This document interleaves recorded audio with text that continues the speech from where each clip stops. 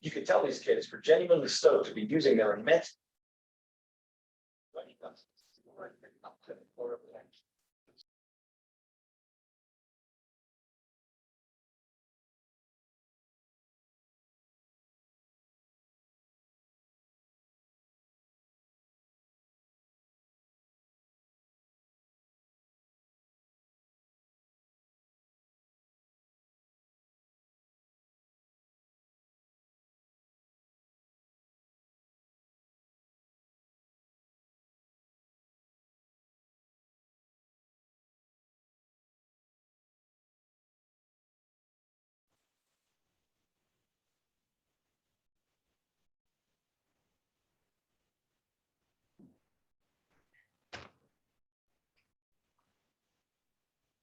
What up, boys? What up? So guys,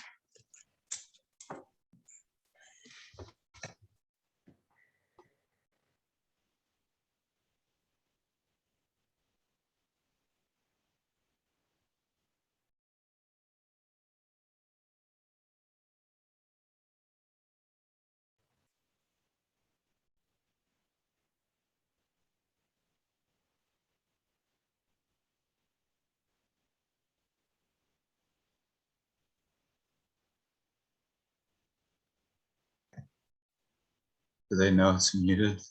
Yeah, we can't hear it.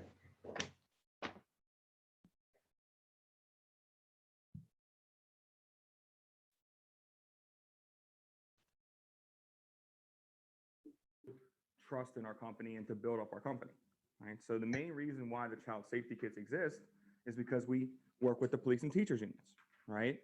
So the real thing I'm getting at to start there is just, guys, make sure that when you are presenting the no cost benefits, that you're doing them in a way that's going to benefit you and benefit them, right?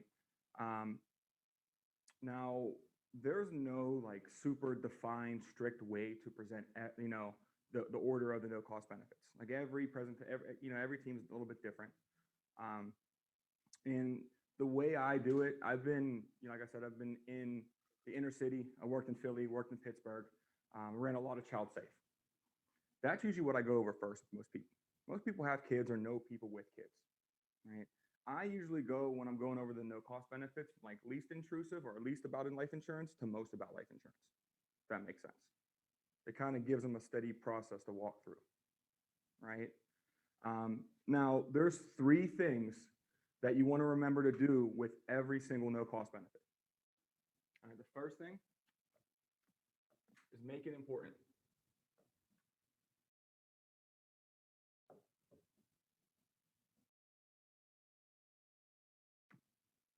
Use facts and stories. All right. The second thing, and I know I'm in the way, but I'll get out of the way in a second. The second thing is to explain how it works.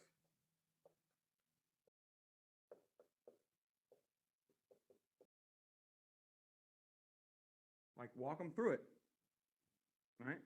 And then the third thing you're going to do is collect referrals.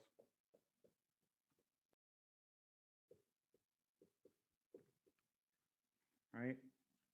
So you have to follow this order though, right? There's a lot of reasons why you don't get referrals. One of the big ones is because you don't make it important to them, right? Or they don't understand how it works. So if you don't have these first 2, you're never going to collect any referrals. Right? It just makes sense. All right. So I'm going to kind of every single one of the no cost benefits for you guys. I'm going to walk you through how it works and then kind of explain how I explain it. Right. So, and then we're going to do a kind of a big thing on the child safe referrals. All right. So the first benefit I usually go over with everybody is the child safe ID kits. Okay. So you guys give me 1 second. I'm going to pull it up here. So you guys can actually see it on the screen. I'm sorry to interrupt, but I actually have a quick question, if that's all right. Sure, yeah. So when we see those 3x5 yellow beneficiary cards, and then they say that they're requesting three, let's say, of those child safe kits, and in the meeting itself, we kind of don't cover it or something along those lines. Obviously I'm not presenting, but is that mandatory for us to cover? Is it, something that we'll end up sending to them anyway? Kind of what's the process behind that there? Yeah, that's a very good question. And it's Gina, right? Mhm. Okay, yeah, it's a very good question, Gina. Not everybody's going to get every one of the no cost benefits, right? You'll kind of feel through rapport about which benefits that'll help them the most and which benefits will be the best for that member. So like if you're sitting down with like a 68-year-old retired guy and he's single and he's by himself, doesn't have much family, like I wouldn't waste my breath going over the child safety kits. You know what I mean? Like he has no need for it. He's not going to see a need in it, right? But you'll get to that point in your career and you'll get that feeling, right? Now I usually go through it every time, no matter what, just because you just never know what people have, friends with kids or they have stepkids or grandkids or something like that. But for instance, just to kind of answer your question, if it says on the card, like their response card, that they need two child safety kits, then I would make sure I went over the child safety kits 100%. I would have, in fact, asked in rapport. It looks like on your card that you requested two child safety kits. Are they for your kids or are they for grandkids or something like that? So I would put it right out of bat, right up front. I'm probably one of the more transparent people that does a presentation. I mean, I'm pretty crystal clear with them from the get-go that I'm going to go over life insurance. Like there's no ifs, ands, and buts about any of that.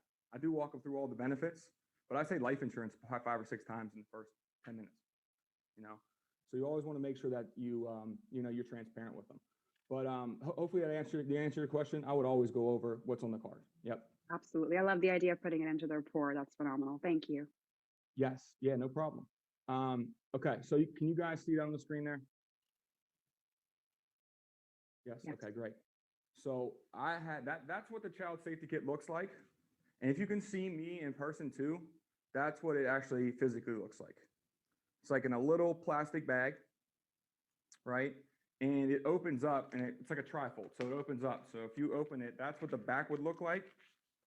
And then this is the next page would be what the inside would look like.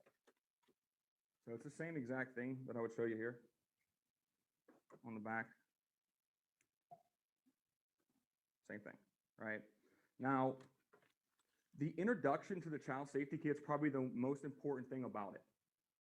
You kind of have to throw a lot of stats at them and get them to open up about experiences about what they've had to go through. Or if you guys have kids yourselves, use it.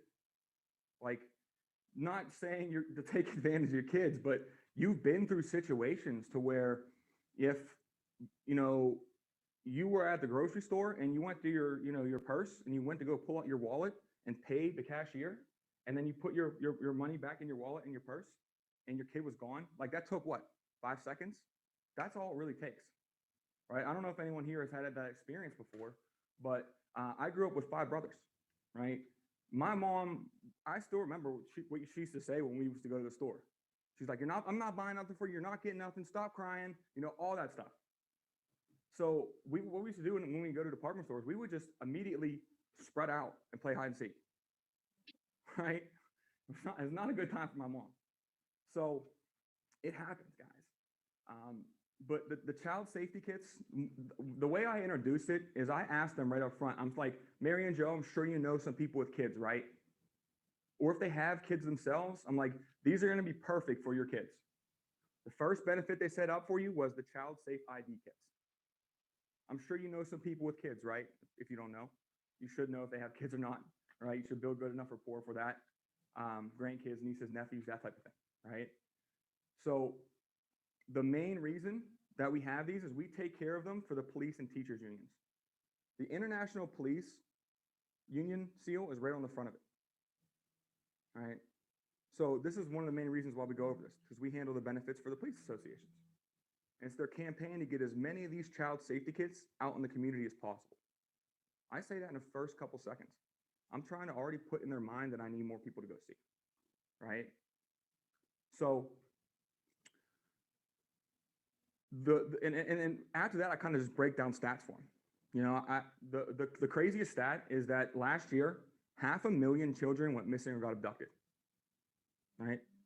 Out of those 500,000, if those kids don't come home in the first 24 hours, 93% of the time they don't come home at all. Right? So that first 24 hours is so crucial to finding a kid. Now, the reason why this kit was designed is it takes the sharpest parent or grandparent anywhere from 4 to 6 hours to find all the information the police need to start a search. You got to think about where the mother or the father is during this position. They're not in the right mindset. They just don't know where their kid is. They're not thinking about height, weight, eye color, hair color. They don't have a DNA sample. They don't have their fingerprints. They're searching through the house to find this stuff. Why that's important, guys, is every single minute that the child is away from the home is 1 mile further that could be away from the home. Right? And in Illinois, the state we're in right now, it's ranked number 9 for the 9th worst places for child abductions in America. So we're in the top 10 for bad. Not a top 10 you want to be in. Right? I came from Pennsylvania. It was 5. Right? Huge problem there too. So the kit's designed to save that parent or grandparent all that time. Because if something happens to your kid, you're not thinking height, weight, eye color, hair color. You're thinking, oh my God, where are they at? Who are they with? Why aren't they answering their phone? Right? It's a panic mode. I don't know if you guys are parents, but like I have nieces and nephews, and I lost my little nephew before. I'm not happy to say that, right? I lost him for like 2 seconds. It wasn't that bad, right? We went, you know how the malls have that little train in it, right? He got off the train before the guy got him off, and he ran through the gate to come try to find me, and I was coming the other way to find him. So we kind of just walked in circles, you know? But at that point, that was like, I was panicking. I was like, oh my God, like where's Tino at? Like I can't find him, you know? So even in that couple of seconds, I panicked. That's why this kit's designed, guys, right? Now, after I kind of explain it to them like that, like tell them like the stats involved with it, that builds a big amount of importance in it, right? Now, the other thing, I make it personal to them as well. So I go, Mary and Joe, I'm going to show you how the kit works. Mary, what's one of your kids' names, for example? Right, and then she tells me your kid's name. Right, and then I use the kid's name the whole time throughout talking about this as an example. I make it real, right? So if I say Mary and Joe, you know, if they have kids, Mary and Joe, you know, what's one of your kids' names, for example? Right, and they would say his name's Phil. Okay, I would say, okay, Phil. So on the front here, where it says this kit belongs to, you're going to put Phil's name, and then you're going to put the date it's completed on right on the bottom part. All right. Now, on the inside is where all of like the good information is going to go. So number 1 is personal information. Personal information, like this would be like height, weight, eye color, hair color. Anything that's going to change down the road, put in pencil. That way they can erase it and change it and don't have to get another one. Anything that's going to be permanent, put in pen. You know, like birth date, name, social, blood type, medications, that type of thing. All right. Now, physical description is number 2. That's anything that makes Phil unique. Glasses, braces, scars, birthmarks, anything like that. Mark it on the character. So if they have a scar on the elbow, you can write one little scar on the elbow and write scar on elbow. All right. You got, and one thing I didn't explain, guys, is you got to kind of make this fun for them too. Right? You can't just kind of boringly walk through it. You got to have a little bit of, you know, uppity body language about this one here. You know, you got to make it fun for them. You know, so I kind of tell like a little joke there, like, you know, like I said, I grew up with 5 brothers.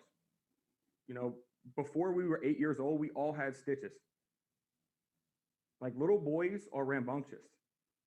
I always tell people, like, if you have a little boy and he's over 8 years old and he doesn't have stitches or scars, is he really a little boy then? Did he really have, you know, a boyhood, right?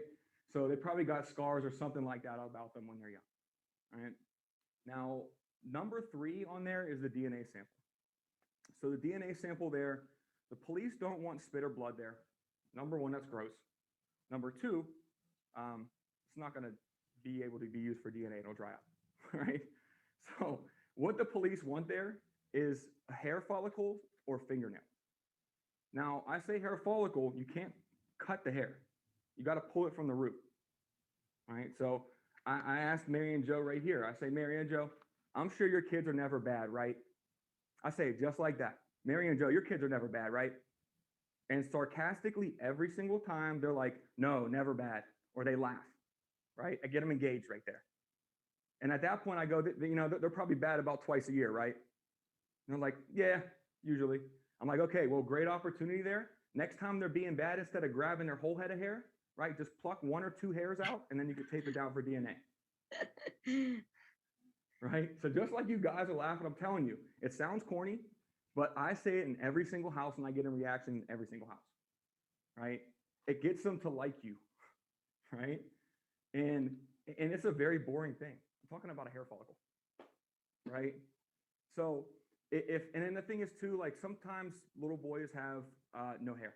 Like when I was a kid, my mom would grab all of our hairs, right? So we all got smart. We buzzed our heads, you know, and she was even smarter. So she would grab my ear instead. She found that she was grabbing ears instead, right? So if the kids don't have like longer hair, you can't pull the hair out, you can use fingernails too. Like there's DNA in your fingernails. It works the same way.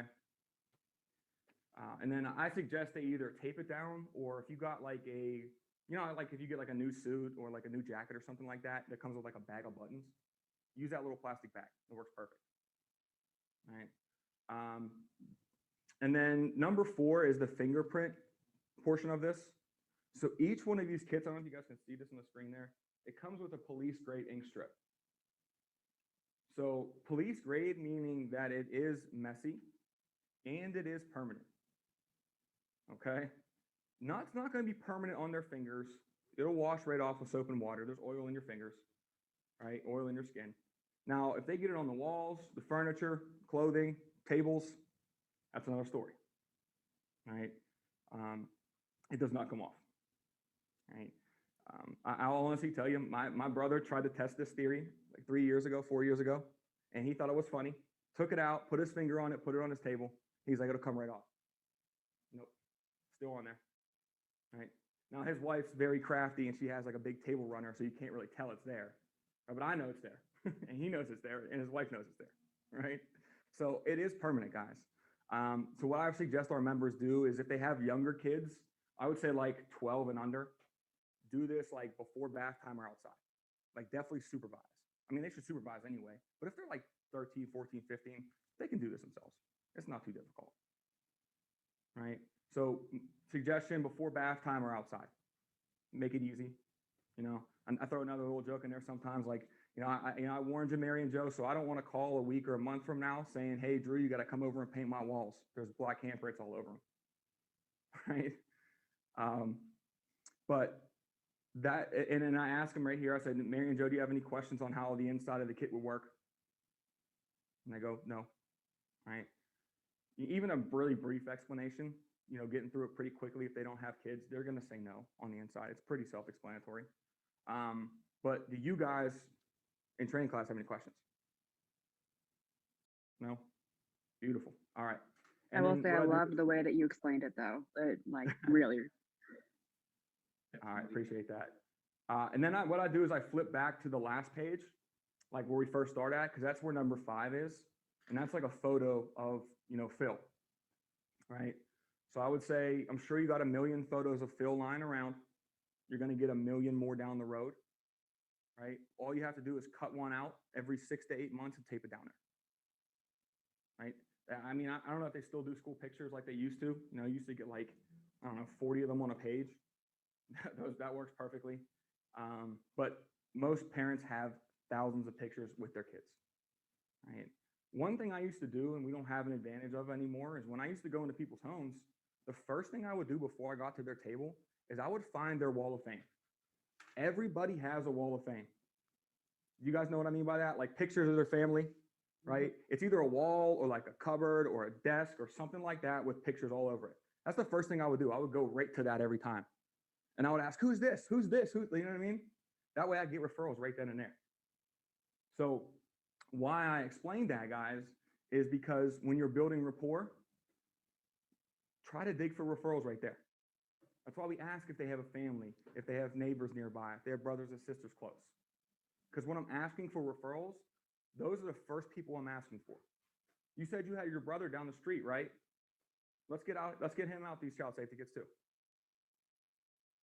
So, but the last thing I usually go over, like fact-wise about the kits and explanation-wise, is like the important tips for parents in the middle here. And I don't go over every single one of them. I always say, like, Mary and Joe, I'm not going to tell you how to be parents. I'm sure you guys are great parents. But I'm going to give you some tips here in the center. The one tip I usually go over with them is number 3. It's not to place your child's name on like a backpack or a lunchbox or a jacket or anything like that. Now, the only reason why I go over this is a lot of teachers want that done. Like they have 40 kids and they want a name on their backpack just so they can figure out whose is whose, right? That's not the greatest thing to do. Right? If you guys really think about it, kids are very gullible, right? Especially young kids. And if the first thing the parents typically teach their kids how to say and write is their name, right? So they know what their name is. And all it takes is one person to stop by the school when kids are walking to the bus and say, hey, Jimmy, your mom, she's running late. She told me to come pick you up from school today. Hop in the car. We're going to go get ice cream on the way home. Right? That's really all it takes. So that's why I tell parents not to put their name on the backpack.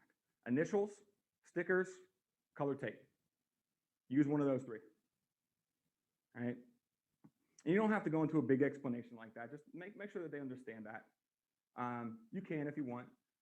Now, the other thing too is collecting referrals. So we've made it important to them, gave them some facts and stats, explained how it works, right? The last thing about explaining how it works is I ask them, I say, Mary and Joe, now what you're going to do with this is you're not going to send this into us because we don't need this. What you're going to do when you get it is you're actually going to fill it out and keep it in a safe location. Now, what they suggest is that you keep it in like the freezer or like a lockbox or a safe, right? So, and they go, freezer? Why the freezer, right? Even if they don't say freezer, you're going to say you're going to keep it in the freezer because, number one, if the house burns down, the freezer and the fridge are still there usually, right? Number 2, right, it preserves DNA a little bit longer. So that hair follicle, it'll be there for a little bit longer. You won't have to change it out as much. I'm sure you all seen cold case files and forensic files and things like that where DNA is frozen for longer, right? And then the third reason is why is kind of a little joke. It's like, it's not really a joke. I always just tell them, like, if Ben and Jerry's are your good friends like they're my good friends, you'll remember that the child safety kits are in there, when you see them.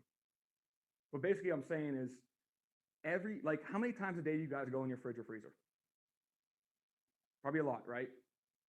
Even if you go in there and you don't get anything, you still go in there and look at it, right? Like, damn, wish there was something in there I liked, right? Mm-hmm. If you go in there every day and you see the child safety kits like hanging on the door, you're going to remember that they're there in a time of crisis, right? It's just recognition, seeing it over and over and over again. So that's kind of why, number one, one of the main reasons why they recommend keeping it there. So, and then I ask them if they have any, questions about how the child safety kits work at all. And typically they'll tell me no, right? So, we made it real. We explained how it works to them. The next step is collecting referrals from this. So the child safety kits, you're going to get a bulk of your referrals from Child Safe. So you're going to get most of your referrals using the child safety kits. Now, keep in mind, and I'm going to say this just because I've had the experiences with it, not every child safety kit referral that you get is going to be a good one, right? Just remember that, especially if you're sitting down with a member and they're not really a good lead or they're not really a good, sit to begin with. Birds of a feather flock together. Just keep that in mind. So if you go down one referral chain and it's a bad referral chain, just stop it. You're wasting your time. You know what I mean? Yeah, they still need the kits. still keep them there, but like don't focus as much on that. Does that make sense? So when you're, now the easiest way to collect referrals is for them to get their cell phone in their hands, right? So I'm sure, you know, you guys have a bunch of contacts in your phone, right? You know, you don't have a bunch of contacts anymore is in your brain. It doesn't exist anymore. I remember when I was a kid, I still know my friends' phone numbers without the area code. I remember dialing the phone without the area code, right? So I remember a few numbers just because I had to. I didn't have a cell phone. I had to call at my house, you know? So having the phone numbers in their hands is a huge, huge, huge thing. Now to get their phone with them, you got to say, Mary and Joe, you got your phone on you, right? Right? They're going to have their phone on them. Like how many times are you that far away from your phone unless it's on the charger, right? You're always going to have it there. So I would say, Mary and Joe, do me a favor, grab your phone. I have some very important information I need you to put into it. All right. And funny thing is they'll grab their phone. And that's building a little bit of control there, getting them to do things for you. Right. So that at the end, when you're like, go grab your checkbook, Mary and Joe, they're like, okay. You know? So once they have their phone in their hands, I'm going to say, now, Mary and Joe, what I want you to do is I want you to save this phone number so that if the kits get damaged, you lose them, you need more down the road, or, you know, if you just have to, you know, need new ones from updating them every so often, you're going to call this phone number and they're going to send more out to you at no cost. So open up a contact for me, Joe, and save it as child safe. And let me know when you're ready. I'll give you the phone number. All right. And then the phone number is right here at the bottom. 1-800-742-6783. You can either give them that phone number or you can give them the office phone number. I usually give them the office phone number. All right. Because they're going to call here and they're going to be like, hey, we need some child safety kits. And they're going to be, okay, we'll be right out to you. Right. So, but once I have their contacts in their phone and they just save the contact, the next words out of my mouth are collecting referrals. I'm going to say, Mary and Joe, now the police and firefighters, they aren't asking for any monetary donations for these kits, so you don't have to worry about that.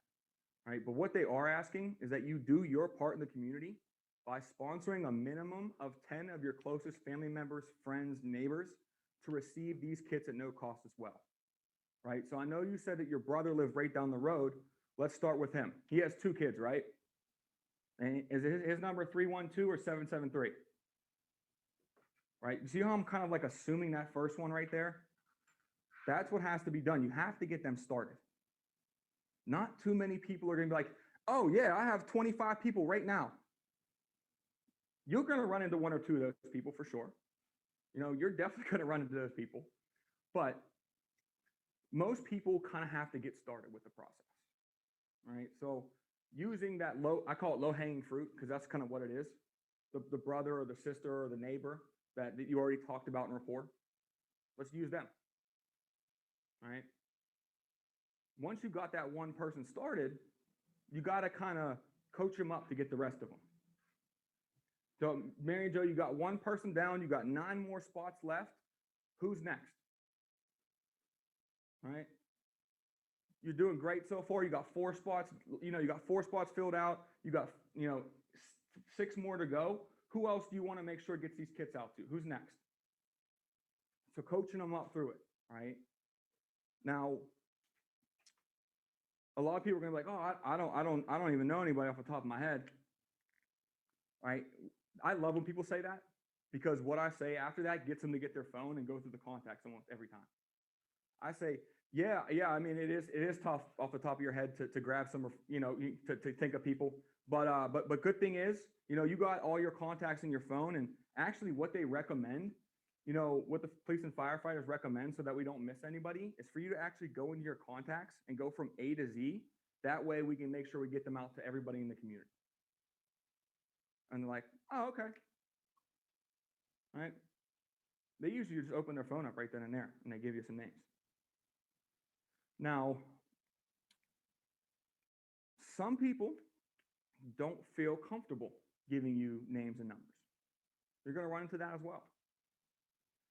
So A lot of the time, though, it's because you didn't build enough rapport. They don't like you enough. They don't trust you enough to just give you people's names. Right? Most of the time, it comes down to the rapport you build with them. Other times, it'll come down to not making it important enough to them. They don't see a need for it. Right? So on the opposite side of that, though, guys, is if you're going through the child safety kits and they're like, you're running into some people that don't have families or kind of loners and kind of just go to work, come back, and take care of that, then I wouldn't press them too much on getting child safe referrals. I'm not going to spend 5 minutes with them trying to get referrals out of them. I'm going to just keep it pushing, right? So, but the one kind of way to get people to open up about referrals is using what's called the feel, felt, found method. All right, so feel, felt, found. And you can use this for a lot of things. It's not just referrals. So I usually say, now, now I would usually use this after someone told me they, didn't feel comfortable giving people's names out or they want to talk to them first. I would respond with that. I would say, yes, Mary and Joe, I understand, how you feel about that, right? I understand how you feel. You don't want to give those people, you don't want to give their names out. I get that. I understand how you feel, right?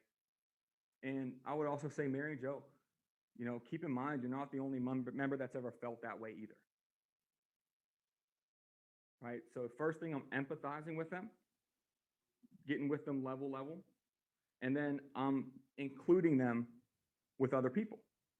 You're not the only person, not the only family to ever feel that way. But, what we actually found out through, the Child Safe program is, the most effective way to get these child safety kits into the hands of the parents that need them the most is for parents to sponsor other parents they know to receive them at no cost. So, I'm sure a couple people that need them. Like I said, the best way the company found to get those child safety kits into the parents' hands is for you to actually, go through your phone, A through Z, and see who we can get these out to. All right. So feel, felt, found. Does that make sense to you guys? All right. And then, the other thing too, after referrals here, and I'm spending a lot of time on the child safe referrals. And keep in mind, when you're in the presentation, all of the no-cost benefits should take 10 to 15 minutes. They shouldn't take an hour. If you're collecting a lot of referrals and they're giving you names, I'll take those all day. I'll sit there all day and collect names, right? Because it's making my job easier. That's less people I got to worry about calling on call night, Question? Yeah. So with these referrals, does that mean that when they give you the phone number and their information that you end up calling them saying that you need to give them a child safety kit, and then do we try to present to them as well? Yeah. So what they enroll them into, or what they sponsor them into, is the Child Safe program. So it comes with the child safety kits, the family information guide, and then we go over the needs analysis with them. Yep. Okay. The whole thing. Even if they're not in the union, are we still trying to get them this insurance? Yeah. That's the great thing about it, is because they were sponsored in by a member or a union member, they get the same access to the benefits that the union member gets without having to pay union dues. Okay, I That's understand. huge. That's a great little loophole. Yeah, right. Okay, So I get it. if Mary is in a union and she's got 10 friends that aren't in the union, and a lot of them have kids, she can sponsor them all in to get the union benefits. Okay, Right. gotcha. Yeah, very, very good question. Okay, so now, do you guys have any other questions on the child safe at all? Collective referrals, anything like that? Okay.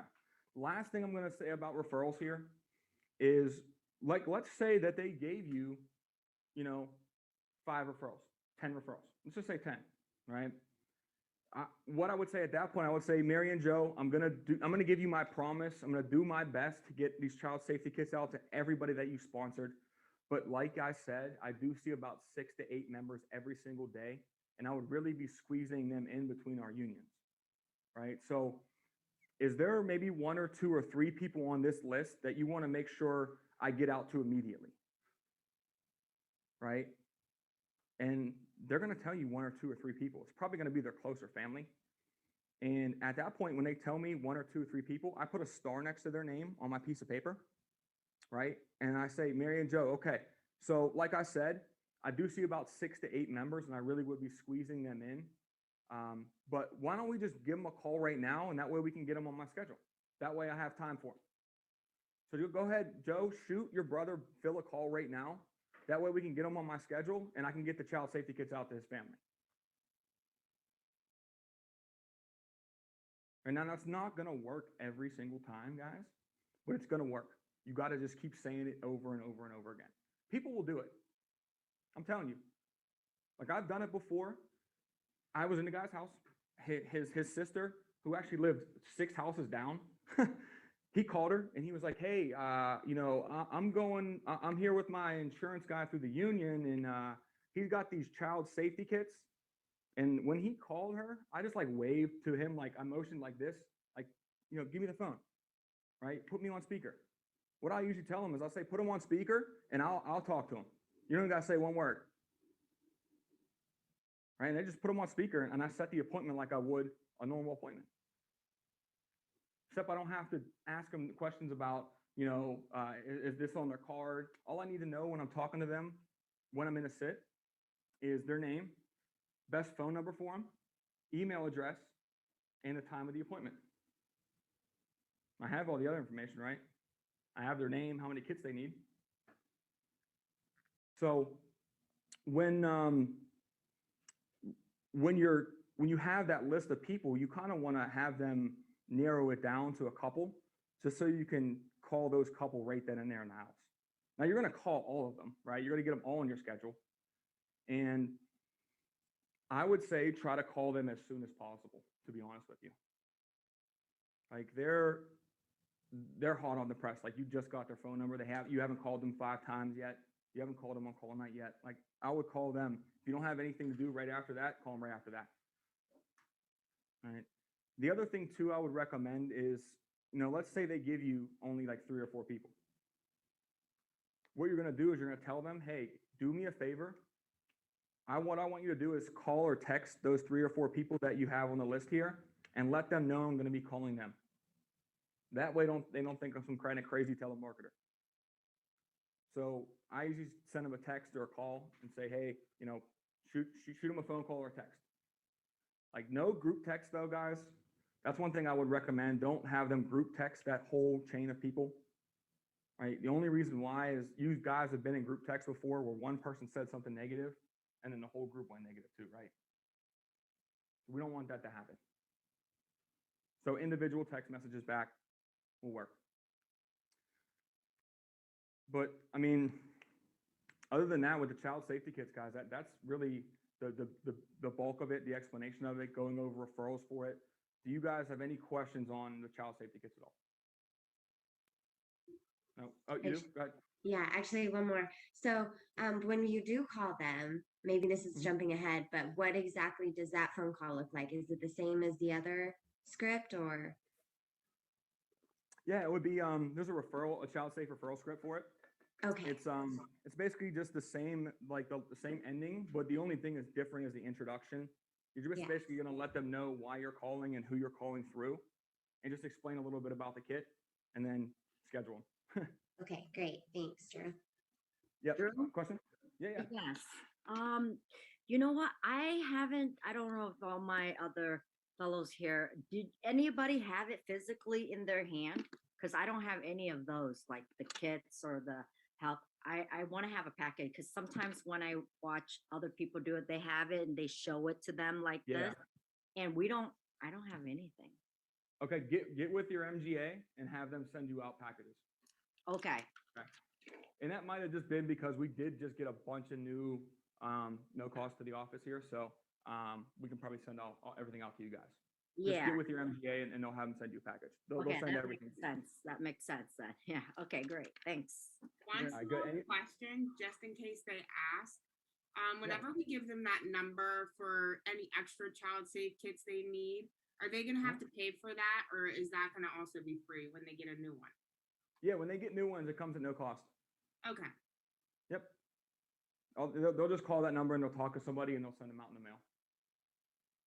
Pretty Hey, simple. Drew. Yeah. How did you word that joke that you threw in there, like about the Ben and Jerry's? 'Cause that was good. That was awesome. I would say, yeah, and the third reason why you keep it in the fridge is, if Ben and Jerry's are your good friends like they are mine, you're going to be in there every day and you'll see the child safe Okay. kits. Gotcha. You like ice cream, huh, Ben? Yeah, it's all right. I just like how he said that. It was like Yeah, for it's sure. definitely my style for sure. I'm messing with you. Hey, Drew, I got a Alright. question. What happens to be the office's number? I know you said we could kind of, have them call the office instead, but what exactly is that number? I don't have it on me. I will, as soon as we get done, I'll put it in the group. I have it on my business card. I don't have my cards on me. It's like 224. I'll give it to you in a second. Thank you. Here, I can find it. While we're waiting on that, Talia, I actually have something for you. Hold on. Come here. Yeah. Oh. Oh, oh, Hey, look who's at our little buddy there? This is Lexi. Aw, so so cute. cute. I'm What actually at is home she? today. So she is Australian Shepherd, Oh, that's right. Border Collie, Labrador, and Boxer mix. Oh my goodness. Hang on. Oh, Derek. cute. Yeah. So you showed us our dog, and I was like, next time I'm home, I gotta pull Lexi up. You guys So ready for the cute. phone number? Yes, Yes. sir. All right, it's 224 361 3270.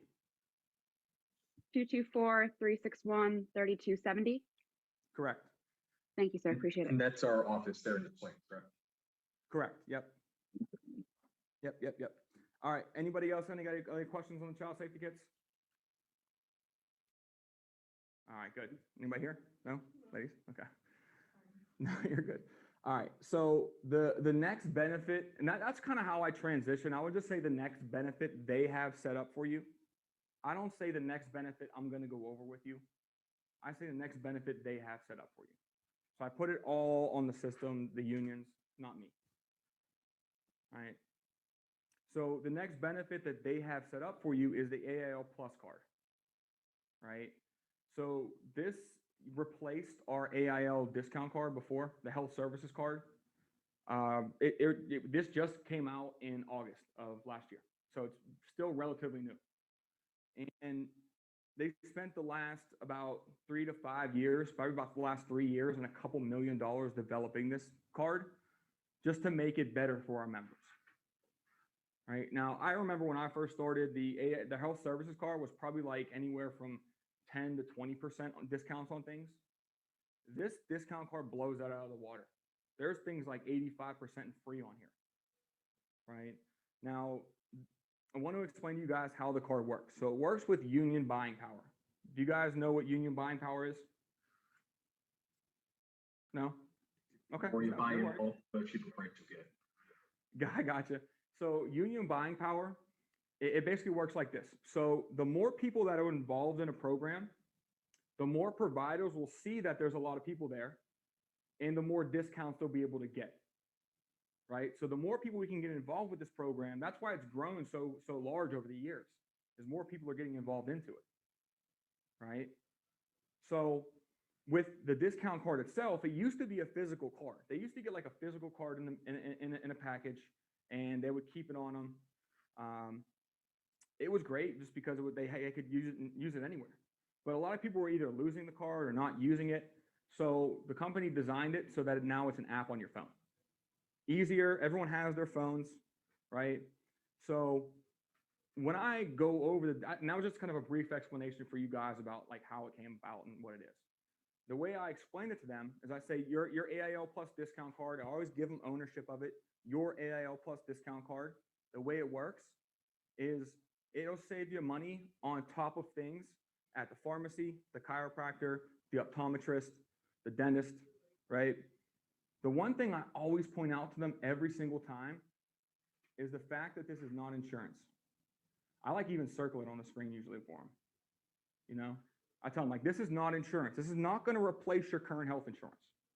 So like, don't cancel your current health insurance through Aetna or whatever you have, right? What this is designed to do is work above and beyond that. So it takes care of anything you pay out of pocket for. So after I tell them that, after I tell them, you know, it takes care of anything you pay out of pocket for, this next slide I have, I usually go over with them, and it breaks down the discounts. So it has discounts on the pharmacy. You can see 10 to 85% at the pharmacy. Now, the reason why I kind of go over this part here is I kind of want to take a little look into what their health looks like. I don't know much about their health right now. They're on screen. I can't really see them. You know, that's another disadvantage of being on Zoom. Like when I'm in the house with somebody, I get to walk in their kitchen. I get to look around their house. I get to see how they live, you know. But when I'm not there, I have to ask questions. All right. So the one question I ask is I say, Mary and Joe, now do you guys take any prescription medications? And if they go, yeah, we take a few, I'm like, okay, this could help you save some money. You know, it works at, you know, CVS, Rite Aid, Walgreens, Target, all the big name pharmacies it works at. The main one it doesn't work at, guys, is Walmart. Right? Walmart's notoriously anti-union, right? And we're a union-based company. We're in the union, like we're office professionals, local 277, right? So Walmart does not accept this card. A lot of people do go to Walmart though for their pharmacy because they're a little bit cheaper.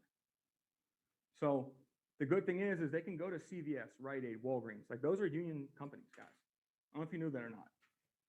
Right? So the reason I'm asking that though is I want to see what their health looks like. If they tell me, yeah, we take a lot of medications, I'm like, okay, underwriting is going to be a little bit rough on this one here, you know?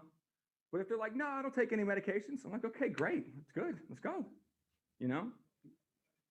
And then another thing I usually go over with is glasses because I can physically see them wearing glasses. I wear glasses, so I always tie it into it, right? And I actually saved money on these glasses. The ones I have on my face right now, I use the old discount card. I saved $53. $53 and I have to pay for my glasses. So I didn't pay a single dime for that card. That's the way this works too. If they can take money right off the top, they do it. Right? And it's glasses coast to coast, which is huge. It used to just be certain like optometrists, like America's Best, Sears Optical, Target Optical, that type of thing. Now it's coast to coast. It's great. All right. Other thing I talk to people about. You got a question? Oh no, it's even say laser surgery. I mean, this is actually the first time I've seen this part. So it even say laser surgery. Oh, that's interesting. Mm-hmm. Yeah, Yeah. I still don't trust that. I still don't trust that yet, so I'm not going to go that route. Oh, okay. Is that laser eye surgery or is it? Yeah. Yeah. This everything in this little like dark gray category is all for optometry. Okay. So I mean, like a lot of people got eye issues. Like I've had bad eyes since I was 12.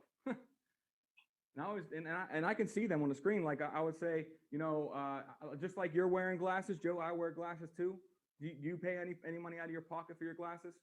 And I'll be like, hell yeah, I do. I go, well, you could save some money, right? He was like, you'll be surprised how many times that you'll sit down with somebody and they'll be like, I was thinking about getting new glasses. I'm like, well, good thing we got this discount card for you. How about that? Right? But somebody had a question? So I know we're part of the union, and you just said that you use the old card. So after we're released and we're all up to speed, do we receive these as well? Yeah. All you got to do to get the card is in eApp, fill out an eApp, and then send it. Amazing, because my glasses are ridiculously expensive. Yeah, you can do that, and then there's a website you can go to too as well and log on to it and sign up for it. And it's an app too. So I'll get to that in a second. All you got to do is download the app and you can get access to it. It's pretty easy. But the chiropractic consultants are free. Like the first visit you go to, free chiropractic consultant. Can't beat that. You know, I don't use the chiropractor myself. I'm always scared he's gonna like. I've seen crazy videos of people I cracking love it. backs. I can't love do it. that. Mhm. It makes me cringe. But dental is on there too. With Humana, if you have dental through Humana, you save an extra 20 to 40% on that stuff. Big thing that's on here though that they added was diabetic supplements.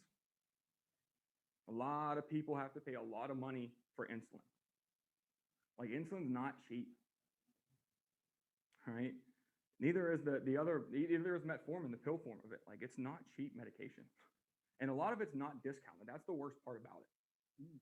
So this can help members save a lot of money there. Gina, question? Yeah, I happen to notice that there's an asterisk by AIL Plus, and I look at the bottom and it says that it's not available in New York. So I guess my first question is, do we even have an agency in New York? And if so, if we do, are they not providing this discount card to people in New York? Good question. So New York is one state where it's not AIL, it's NIL. It's National Income Life, so NILCO. It's NILCO. It's the same company. I don't know why. It's just really weird. New York is different. So they have like a NILCO Plus card instead of an AIL Plus card. That's the only. Is it the same discounts and benefits and everything, or is it? I believe so. I haven't seen anything from them, so I can't give you like a definitive answer. Yes, but I would assume it would be the same. We're the same company. It's just a different name for the. Okay, gotcha. Cool. Thank you. Yeah, no problem. All right. But does anybody have any questions on like the discounts? Usually what I do here is I just walk them through so it'll save you 10 to 85% at the pharmacy. If you guys take any prescription medications, and then play off that a little bit. I see you wearing glasses. It can save you 20 to 60% on glasses. It works with the chiropractor and it works with diabetic supplements, lab testing, MRIs, and CT scans. All right. And then usually what I do is I say, now the way the card works is it's not a physical card anymore. It's actually an app on your phone. So you can download it right through the Google Play Store or the Apple App Store, either one. And it's just called AIL Plus. You guys can look it up right now. It's on there. So, but once the people download it, it's going to ask them for like a group name and a password. They won't get that group name and password until their meeting. Once we get done with meeting with them, the needs analysis, the top part of that needs analysis, it'll say like AIL Plus discount program. And you're going to put in like their email address, their phone number, their address. What that's going to do is once that meeting is done and that application is off your computer, it'll send them an email to that email address. It'll say, welcome to the AIL Plus program. Here's your group name and your password. Download the app right here. And then they'll download the app, and they'll put their group name and password in, and it'll look exactly like it does right on that screen. It'll say like American Income Life Insurance Company, and it'll say my benefits. It'll have a list of the medications that they take, the pharmacies that they can visit. It'll have a map of like all the locations in the area that they can look at. It'll like, I don't know if it'll automatically order prescriptions, but it'll remind them that they have prescriptions due, things like that. Like it's a great, great tool. And it's brand new. So even if a member we sat down with last year, we didn't have this. All right, so there's always new no-cost benefits, guys. We're always updating and making them better. One of the main reasons we got to get out to them. That'll all be available to them right after the presentation because we're going to be filling this out for them. Correct. Once we get done with the presentation, sale, no sale. Usually with my no sales, I usually get them off my computer like a day later or the day after. And you can talk to your field trainers on how to do that. But if it's a sale, you send it to home office. In 2 days, they'll send them an email. And even if they don't get the email, what I do is when I send the package out to them, I have like a card or like a piece of paper that has the description of the card on it and like a website and a phone number they can call to. So they actually get it in the mail too. All right, do you guys have any questions on this at all? Okay, and right here too, guys, we can collect referrals off this. I can say Mary and Joe. Now, because the AIL Plus program is brand new, they're trying to get a lot of people into the discount program. So, you know, what they do is they let you sponsor up to 5 people to get the discount card for free as well. All right, so is there anybody you know that maybe just had a kid or, you know, has their own business or just retired or just got laid off, just lost their work benefits? Right, throw some suggestions at them right there. Like if you get 3 people on the discount card here, that's huge. That's 3 more people you're going to go see. Now, keep in mind, the people that are going to be most entertained with this discount card is definitely going to be the older generation. Just because they're typically paying a lot of money for medications and things like that. And at that point, you know, we got to help them out. And this is like a little scheduling tip for you guys. When you're scheduling appointments, don't put somebody in their 50s and 60s during prime time. Prime time's from like 6 to 9 o'clock, maybe 6 to 10. Try not to do that if you can. Try to put a younger family in there that has kids and works. You know what I mean? Like prioritize that. If you're going to meet with somebody who's retired, what the hell are they doing all the rest of the day? Sit down with them at 1 o'clock. You know what I mean? Get that presentation done, get warmed up, and then get into the meat. All right. But any questions, guys, on the AAL discount card? We're good here? All right, cool. All right, so the next benefit that they have set up for you, right, or the next benefit I usually go over with them is the Family Information Guide, or for short, FIG, F-I-G. Now, the Family Information Guide itself, it's not a will. Here's how I start this out. I say, Mary and Joe, this is your Family Information Guide. Now, quick question, do you guys have a will or anything like that set up yet?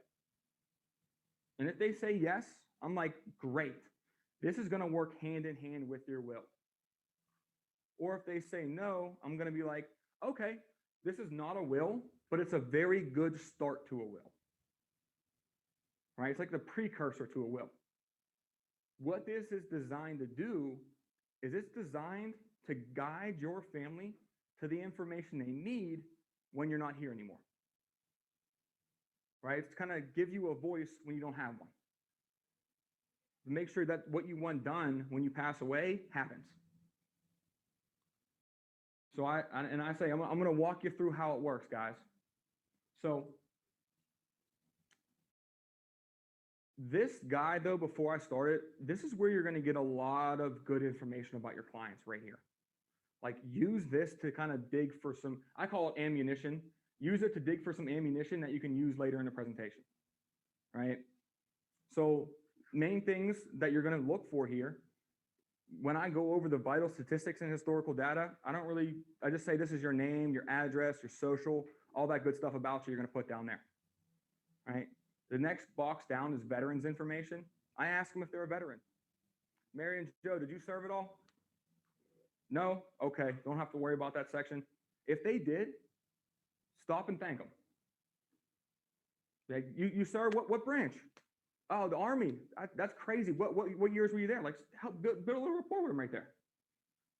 Thank them for their service. We ran into it the other night, right? We talked to this guy for like 5 minutes on what he did in the Army, only because the girl I'm with, her dad was in the Army as well. So they found a common ground. If you find common ground with them, guys, explore it a little bit, right? It's just going to make you more personable, all right? So, and then it says spouses, vital statistics and historical data. That's the wife or the husband's information. If they're single, they don't have to worry about that. Persons to be notified. That next section down there, probably one of the more important parts on there. This would be where their beneficiaries would go, or whoever would be in charge of anything if they had an accident or an emergency. What I say to them right here is I would say, Mary and Joe, persons to be notified, these would be beneficiaries in case you did pass away, right? So Mary, I'm assuming Joe would be your main beneficiary? And she'd be like, yes. I'm like, what? Well, if something happened to Joe, who would be next in line? And they would say, oh, my sister Susie. Okay, so you're going to put Joe and Susie down here, so that if something does happen, they can contact everybody else, all right? And then at the bottom, there is a person to be in charge of final arrangements. Who's going to take care of the funeral services? Name one person to take care of it. Right? So what's important there is I know who are beneficiaries now. So I can just assume that down the road when I'm talking to them about the life insurance. I can use her name. All right? I can say, Mary, if you and Joe died, all this money would go to Susie. Right? And I always take little notes too when I'm in the presentation, guys. Don't be afraid to have like a notebook and a pen and paper next to you and take notes. You should do that every presentation. What I usually have my team do is write down all the information about the SIT, so their name, their phone number, their address, their email, their beneficiary, right? And then under that, I have them take notes.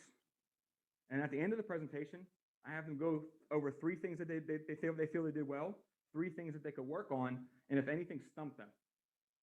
So that when they can come to me on Mondays and Thursdays and say, Drew, this is what I looked at this week. This is what happened to me. What can we do moving forward? Or I got beat by this rebuttal. Let's work on that.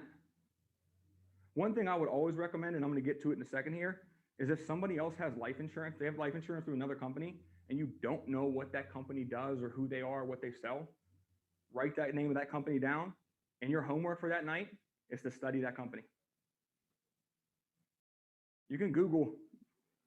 I've fallen asleep many nights on my phone like this, Googling life insurance companies. Right? So the next section down, though, is where they would put a will if they have one. So Mary and Joe, you mentioned you didn't have a will. When you do get one drawn up, put your attorney, your executor, and then where the papers are on file at. If they do have a will, okay, it's great that you have a will. This is where we're going to mark down where it's at, who the executor is, and who your attorney is. Now, the next section down is by far the most important section on here. If you guys don't go over anything, but go over the estate information, you'll be okay. Okay? Now, the estate information is also where you're going to find out a lot of the good information that you need in the presentation.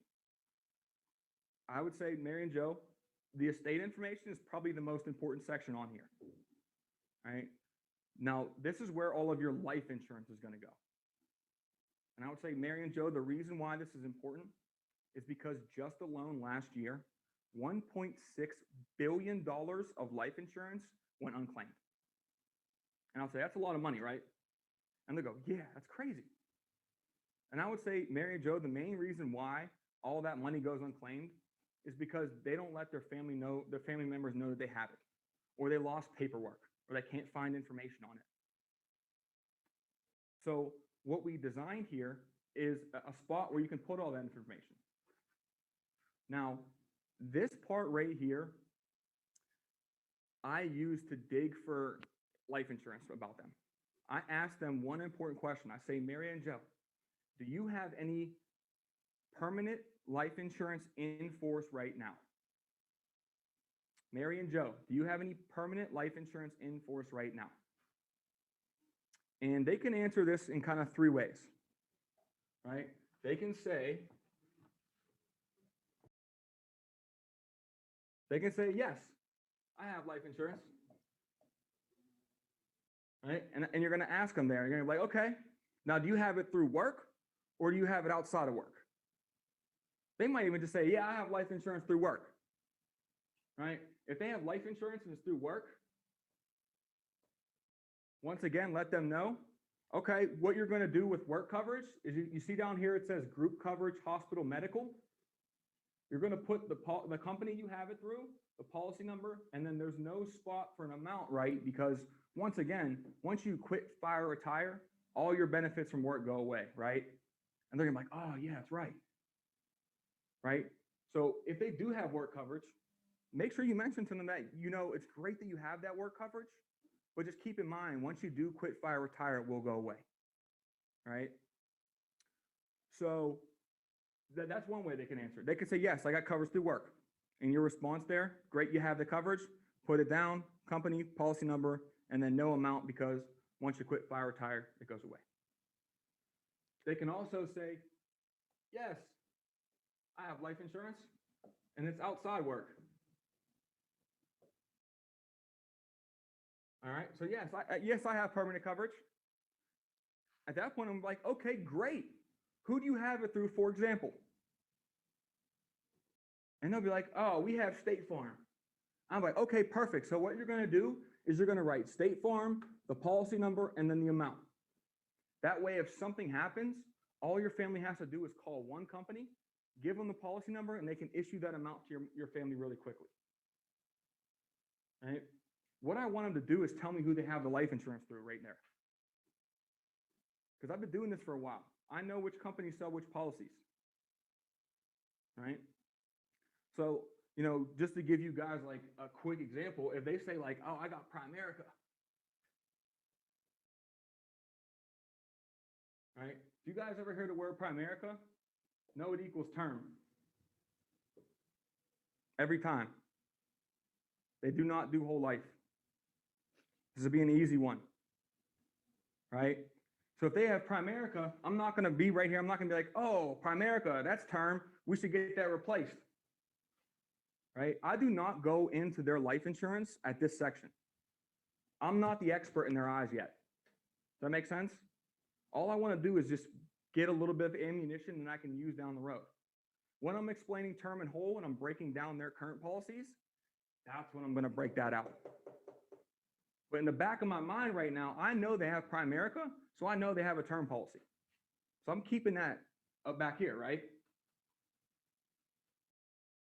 So what you want, and this is where I said take those notes at, because if you hear a company you don't know, like there was one the other day that I didn't know, and I swear on my life, like I never heard of them because it's an Illinois company. It's called like Country Financial or something like that, right? So, and that was new to me. I didn't know who that was, so I stayed up and I did a little bit of research on them. Right? Turns out they got whole life, they have term, they have universal, they have a little bit of everything, right? But they specialize in term policies. You know, every company specializes in a different type of life insurance. We specialize in whole life, right? So that's why I want you guys to write those names down. Does that make sense? Okay. Now, the third way they can answer this is the best way by far, is no. No, I don't have any permanent life insurance in force right now. You're going to be like, you're not going to be like, oh man, we need to get you a policy right now. Let's go. What you're going to say is, you're going to go, okay, so you don't have any current life insurance in force right now. You know, not if, but when you get some life insurance, because we all need it, right? So not if, but when you get some permanent coverage, because we all need it, right? You're going to put the company. So you would write AIL. You're going to put the policy number and then the amount. Right? You see how I threw our name in there? Do that. Throw a little seed in there. So that the no is what you want to hear. You want to hear, I mean, you really don't. You want to hear that they have coverage and that they're protected. But at the end of the day, the best situation for you guys is right here. For them to say no. And like I said, I don't want you to go like sales hungry right there and be like, oh, I got to get a sale right here because they said no, they don't have it. Yeah, keep in mind too, they might not be in great health. They might not be able to qualify for us. Right? But just know that this is probably the best outcome right here. Okay. So real quick, how did you phrase that again when you said, you know, was it when you sign up with us, here's where our name is going to go, or how did you phrase that? Yeah, I said, so not if, but when you get some permanent coverage, you know, because we all need it, right? You're going to put the company. So you put AIL, the policy number, and then the amount. Thank you. Anybody have questions on that section? Now, I usually do take a couple extra minutes and go through that section a little bit slower for them, just so they understand it. All right. But then the next section down will be financial institution information. I asked them, now, Mary and Joe, you have a checking account, right? Or Mary and Joe, do you have a checking account? Because I want to know if they have a checking account. Because what happens if they don't, guys? You can't. What happens if they don't have a bank? You can't do it. Can't do it, right? So, I mean, this actually came into play last night. The guy that I helped with a policy, older guy, didn't have coverage. He tried to use a Chime bank account. And I told him, I was like, you know, they don't want Chime. You know, what they want is actual physical brick and mortar location. So you have like PNC or or like, Citizens Bank or something like that. He was like, oh yeah, I have PNC. Well, let's use PNC. Right. But I knew he had PNC because he told me he had PNC earlier down here. That's why I knew that. That's why I said that, So you can use that for ammunition down the road too. All right. Question. Yes. Me, right? Okay. Yeah. Drew, so since we're right here in this part where we're talking, I know in the future that you're gonna ask them, oh, grab me your checking account. And I have a checking account, but I don't have those checks anymore since everything is online for me. But what I can do is go on my phone and grab you the checking routing number. That works too, or literally you want them to have a physical, because definitely, like I myself, I don't even have one. I just don't need it. No, it's a good That's question. still the same thing, or no? Yeah. Not like I have physical checks only because I don't know. I don't even use them. They're just in my desk. But I'm the same way. All my stuff's online. Yeah. And yeah, they can get their routing and account number online. Okay. Right. And like just a little tip, guys, routing numbers are public domain. You can Google a routing number. Type the name of the bank in and location, and it'll pop up the routing number for you. Right. And the e-app is smart enough to know if the routing number is correct or not. So if you got it wrong, it'll let you know. But yeah, I mean, I don't really ask them those numbers right here because I don't really want to pry into that. I'm not really too worried about it. I totally get it. It's just ask. I just I just make sure like you guys got a checking account, right?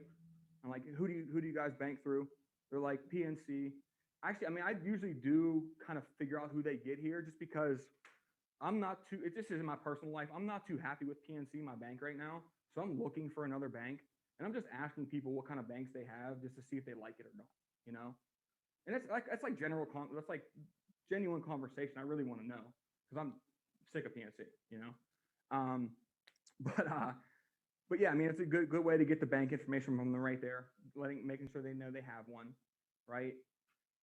The next section down, it says safe deposit box.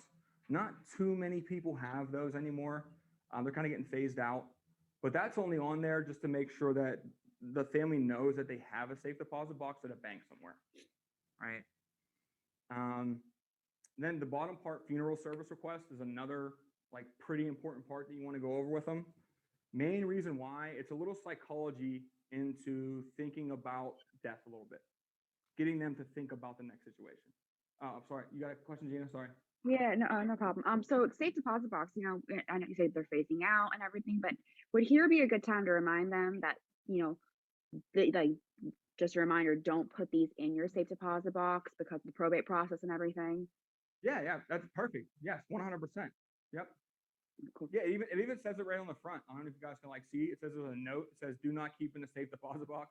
You're right. You're right. It does say that. Cool. Yeah, I mean, you can mention that to them right there. But most people don't really have one. I just kind of fly through it for them. But yeah, you could definitely put that in there.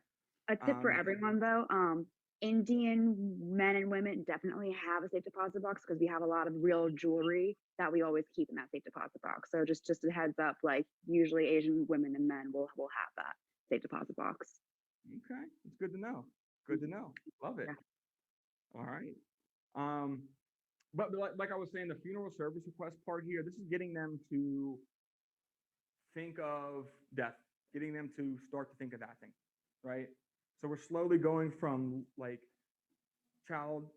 their kids, what's very important to them, to their health, to the life insurance, right? So the funeral service request, I usually tell them, like I say, everybody's got their own way of going out, whether it's a burial, whether it's a mausoleum or cremation. All you have to do down here is mark it down your way. That way, no one in your family is going to fight about it. They have everything marked down the way they want it done. And there's even if they have pre-purchased plots, they can have it at the funeral home, the church, the grave site. They can, if they want to wear jewelry, what kind of clothing they want to wear. There's also a spot for special instructions at the bottom if they have anything unique they want done. Like if they want to be like cremated and shot off into space, or like mummified, or I don't know, like a Viking funeral or something like that. Like I've been doing this for 5 years. Like I said, I've heard everything under the sun people want to do. And there's a million things you could do with your body when you pass. So if they have anything unique they want done, they'll put it down there. And usually if they do have something unique, they'll tell you. they'll tell you some quirky things. You guys will hear some funny things, right? What's the I just use weirdest those- thing you've ever heard? So I used to work in West Virginia a lot, and if anyone's from Pennsylvania, you know West Virginia.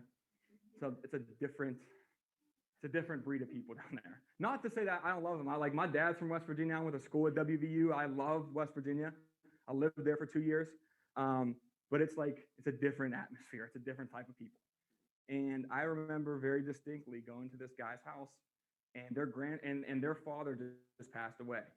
And he was a huge, huge, huge Harley fan, right? Owned a couple Harleys, all the gear, everything. They ended up taxidermying him to the Harley in the funeral home. What? That's the weirdest thing I've ever heard. What? Really? Oh my Yeah. God, I can't That's imagine. one of the weirdest things I've ever heard.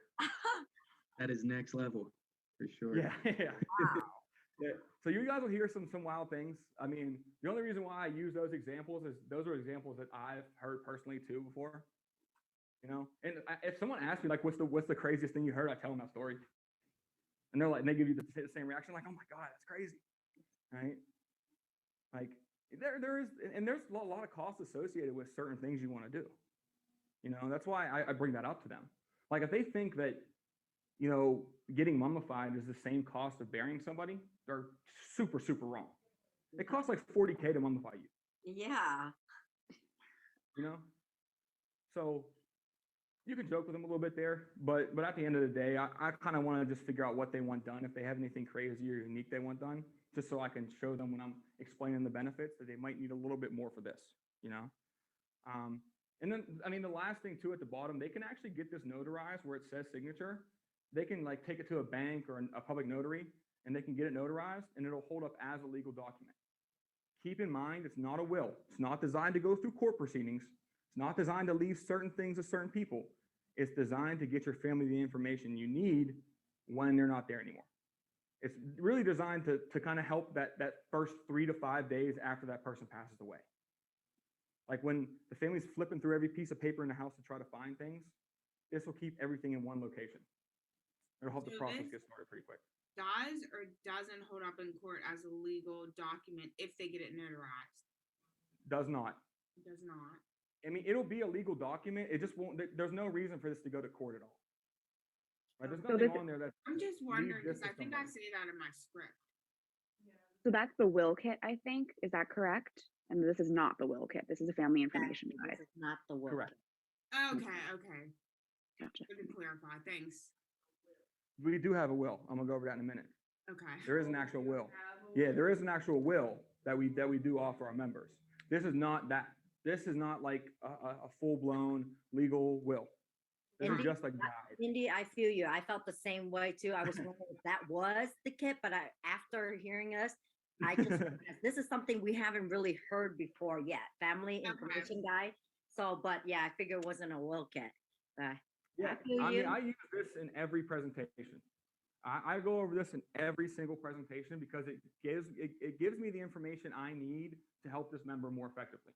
That's why I use it, right? But do you guys have any other questions on the family information guide before I go any further? No? Everyone good? All right. All right, so the next benefit that I go over with them right after this, if they're a union member or an association member or a hard card, they have an AD&D certificate, right? Their I'm sorry to accidental interrupt. death member certificate. What is a hard card exactly? Because I've heard that phrase a couple of times. I'm not quite Gotcha. 100% confident. Yeah, no problem. So a hard card is any lead that is like given to us from the company. So those beneficiary cards. Correct. So it'd be the beneficiary cards or like a request for the child safety kits or a request for the will kits. Okay. Anything that the company physically gives us. That's considered a hard card. Right? Just to clarify, what's an A and D? I got you. I'm pulling it up right now. Accidental death. Yep. AD&D stands for accidental death and dismemberment. Oh, Okay, so can you guys see that? Let me see. I was trying to pinch the screen because I think I can blow. I think I'm using my screen and I can blow it up. So stupid. I don't even know if I can. Can you guys see that? mm-hmm. Okay. Okay. Small, but it's all right. Okay, so the little portion on the right there, that's like this guy Tyler I saw a couple weeks ago. That's his information. That's his handwriting. He wrote that down. Actually, his wife wrote it down when we figured that out. But his wife wrote the signature down. Like that's their physical handwriting. When you call people on the phone, you see that little card. It's transponded right onto their AD&D certificate. Right. Now, the only people that get this certificate though are union members, credit union members, and association members. If they're not in one of those three, if they're a child safe or they're a will kit, they don't have the certificate. Does that make sense? So you don't even have to go over with them.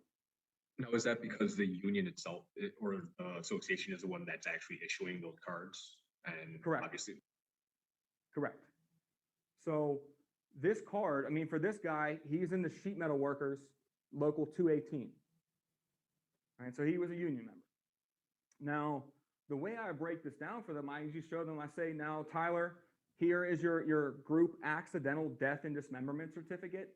And I show them his handwriting. I say, that's your handwriting over there, correct? And they go, yep. I'm like, okay. So and then after that, I just explain how it all works to them. It's pretty easy. I start with who's covered. See how it says who's covered up here? I don't know if I can highlight it or not. Yeah, there we go. Whoop. Highlight the whole thing. What's going on here? I don't know. I don't know how to work this math. Sorry, guys. All right, there you go. So who is all covered? All active members and retirees in good standing. What that means is as long as they're paying their union dues or they leave in good standing, that this policy is going to be covered for them. All right. Now, the members don't pay money for this policy. They don't pay any money. As long as they're a union member has been paying their dues, this policy is active. Now, there's going to be two numbers over here to the right. There's an SG number and an ID number. Right? The SG number, that attaches our company, American Income, to the sheet metal workers 218. So everybody in the 218 has the same SG number. The ID number is unique to that person, though. Does that make sense? Okay. So that's Now, the union you said, that's the same number for everyone? The union number? correct. The SG number is the same for everyone in the sheet metal workers local 218. So that attaches, the SG number attaches American Income to the sheet metal workers. The ID number attaches Tyler to the sheet workers. Right? Now, and then I just go over the benefits, what happens. I say, now, Tyler, this policy is for the benefits for the accidental loss of your life, both hands, both feet, both eyes, one hand, one foot, one hand, one eye, one foot, one eye. Right? If anything in that first category happens, $3,000 comes out to you, Tyler, if you're still alive. If you do pass away because of it, that money will go to your wife, Emily. All right? And then I ask them, does that make sense? And they'll go, yes. So guys, it's a living benefit and a death benefit. All right? Because, I mean, chances are if he loses both of his feet, he's still alive, that money's coming out to him. All right? Now, in the category below that, if he loses one hand, one foot, or the sight of one eye, half that amount would come out to him. So like $1,500. Right now, guys, like $1,500 is not a lot of money. You know, it's not a lot. It's not enough money to go cutting your hands off about, right? But if that does happen, that's why the money's there. All right. And it gives a little brief description of what, you know, loss of hand or loss of leg means. But after I explain what it covers, I kind of briefly go over the exclusions that are on there too. So the main exclusions are like sickness, suicide, voluntary taking of drugs, acts of war, committing felonies, taking part in a riot, that type of thing. Things that aren't really accidental anyway, to be honest with you. You know? And then at the bottom, I usually tell them, like everything from this line right here up, they get in the mail. How did I just do that? That was cool. All right. Everything from like those little lines up will get sent out to them in the mail. So they'll get a copy of it. Everything from those little lines down, I usually cut off and I keep at the office for our records. All right. So I tell them, I say, we got to make sure the bottom, Tyler, is correct information.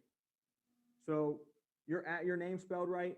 And he'll say yes. And I'll say, okay, is your address right? The 2642 South Homer Lake Road. And they'll go, yes. And I say, okay, now your date of birth in there correct as well? And I'm like, yep. Okay. Now the last thing in there is a phone number. And I also make sure that this is Emily's phone number, not Tyler's phone number. Because if something happens to Tyler, probably not going to be answering his phone, right? Emily's going to be answering the phone. So we need Emily's phone number. And most of the time, guys, this is the phone number from up here. So it's going to be Tyler's number. So I would say now we have your number here as this. Is that yours or Emily's? He would say mine. I would say, okay, they need Emily's phone number on there. So what's the best number for you, Emily? I write that. All right. Now they do not have to sign this if we're doing it virtual. Like they don't have to sign this at all. This is all, like once they fill out the card, this policy is active for them. That makes sense? They don't have to physically fill it out. But when we do send it out to them, they do get a copy of it. Now, the other thing I do here is I collect contingent beneficiaries, right? The way that I do that is just a couple words. I say Mary and Joe. Now, what they have us do is collect contingent beneficiaries here, because if something happens to you and Emily together, or Emily before you, who would you want this money to go to?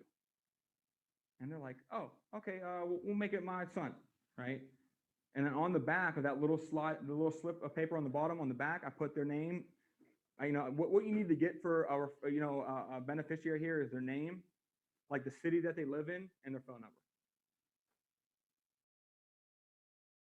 And then you can shoot them a phone call as a contingent beneficiary.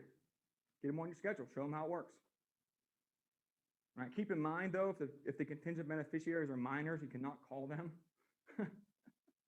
But if they do give you minors, a good way to get around that is you can say, now you did list your little son as the contingent beneficiary, and that's fine. But what they recommend is you leave it to someone that would take care of him. So someone that's a little bit older than him and is local.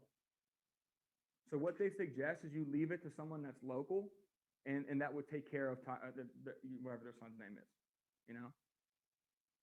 That way you can get an actual name and a number from someone who would you be able to call and talk to. All right. And I ask them if you have any questions. You guys have any questions on the child safety or the child safety kits? You guys have any questions on the AD&D certificate? No, it's pretty easy, right? And you said this is right. only union members and credit unions who have this? Yes, 100%. Yep. All right. So the last no cost benefit before I'm gonna get out to you guys here, and we'll finish right on time too, which would be great. The last no cost benefit I'll go over with you guys is the will kit itself. Okay. Now, the will kit, it was just designed in like February of 18. So it's not that old. It's only a couple years old now, right? And the will kit, the way it works is it's in two parts. Can you guys see on the screen here? There's a blue copy of it, and there's a green copy of it. The blue copy, it says workbook, right? The green copy says documents. So why we designed this is because the blue copy is like a rough draft. It's designed to walk them through how it works. It's designed for them to mess up, to change, to fix, to replace certain things. Once they have it finalized in the blue copy, they just transfer everything over to the green copy and they get it notarized. All right. So I usually walk them through the actual copy of it because I have a PDF of it, and I'll email that out to you guys as well. But in the blue copy, if you guys can see that, I don't know if you guys can really see it.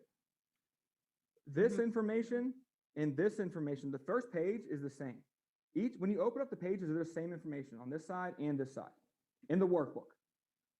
Because this side is going to give you an explanation on how to fill it out. There's no blank lines, you see? But over here, there's blank lines. See? So the first part shows you how to fill it out, and the second part is where you put the information at. And then when you actually go over the will, there's really no description. It's just blank lines, right? So I'm going to pop up on the screen so you guys can see it here. right? All right, can everybody see that? Okay. I'm gonna make it big so you guys can see here too, okay. All right, so that's what the you know, the green version looks like there, the actual documents. So the first page, there's nothing really on there, just a disclaimer on the bottom. The second page is where they would put their name at. That's whose will it is, all right? Same thing with the top part here, last will and testament of their name. All right, you put their name there. Oh, why did that not work? Okay. Here we go, draw. It's not working. Oh, whatever. All right, so, and then you're gonna put their name there. Number one, article number one is identification of family. Now, I want you guys to keep in mind when I'm explaining this kit right now, I'm gonna walk you through it kind of slow. You should take maybe 5-10 minutes of the time with them to walk them through this. I'm gonna send you when we get done here. I want everyone to put whoever's virtual, put your email in the chat so that I can send you the email that'll have a video of Mark Zipper walking you through the will kit, the long version of it and the short version of it, and it'll also have the PDF in there too. Okay, so when we get done, everyone put their name in the chat, and I'll email that over to you tonight during call night. Okay, but I'm gonna walk you through everything and just give you kind of a good breakdown on it all. Okay. Now, article number one, that's the identification of their family. It'll say, I'm married to this person. These are my kids. Now, the reason why that exists is because later in the will, it'll refer back to my spouse as, or my children as, right? So when it says my children further in the will kit, that's who they know they're talking about. Does that make sense? It's just a reference part right there. Article number two is probably something you got to go over with them every time. It might be something a lot of people don't know. Article number two states that all payments of debts are the responsibility of the executor. Okay? I'm going to say it again. All debts of the estate are the responsibility of the executor.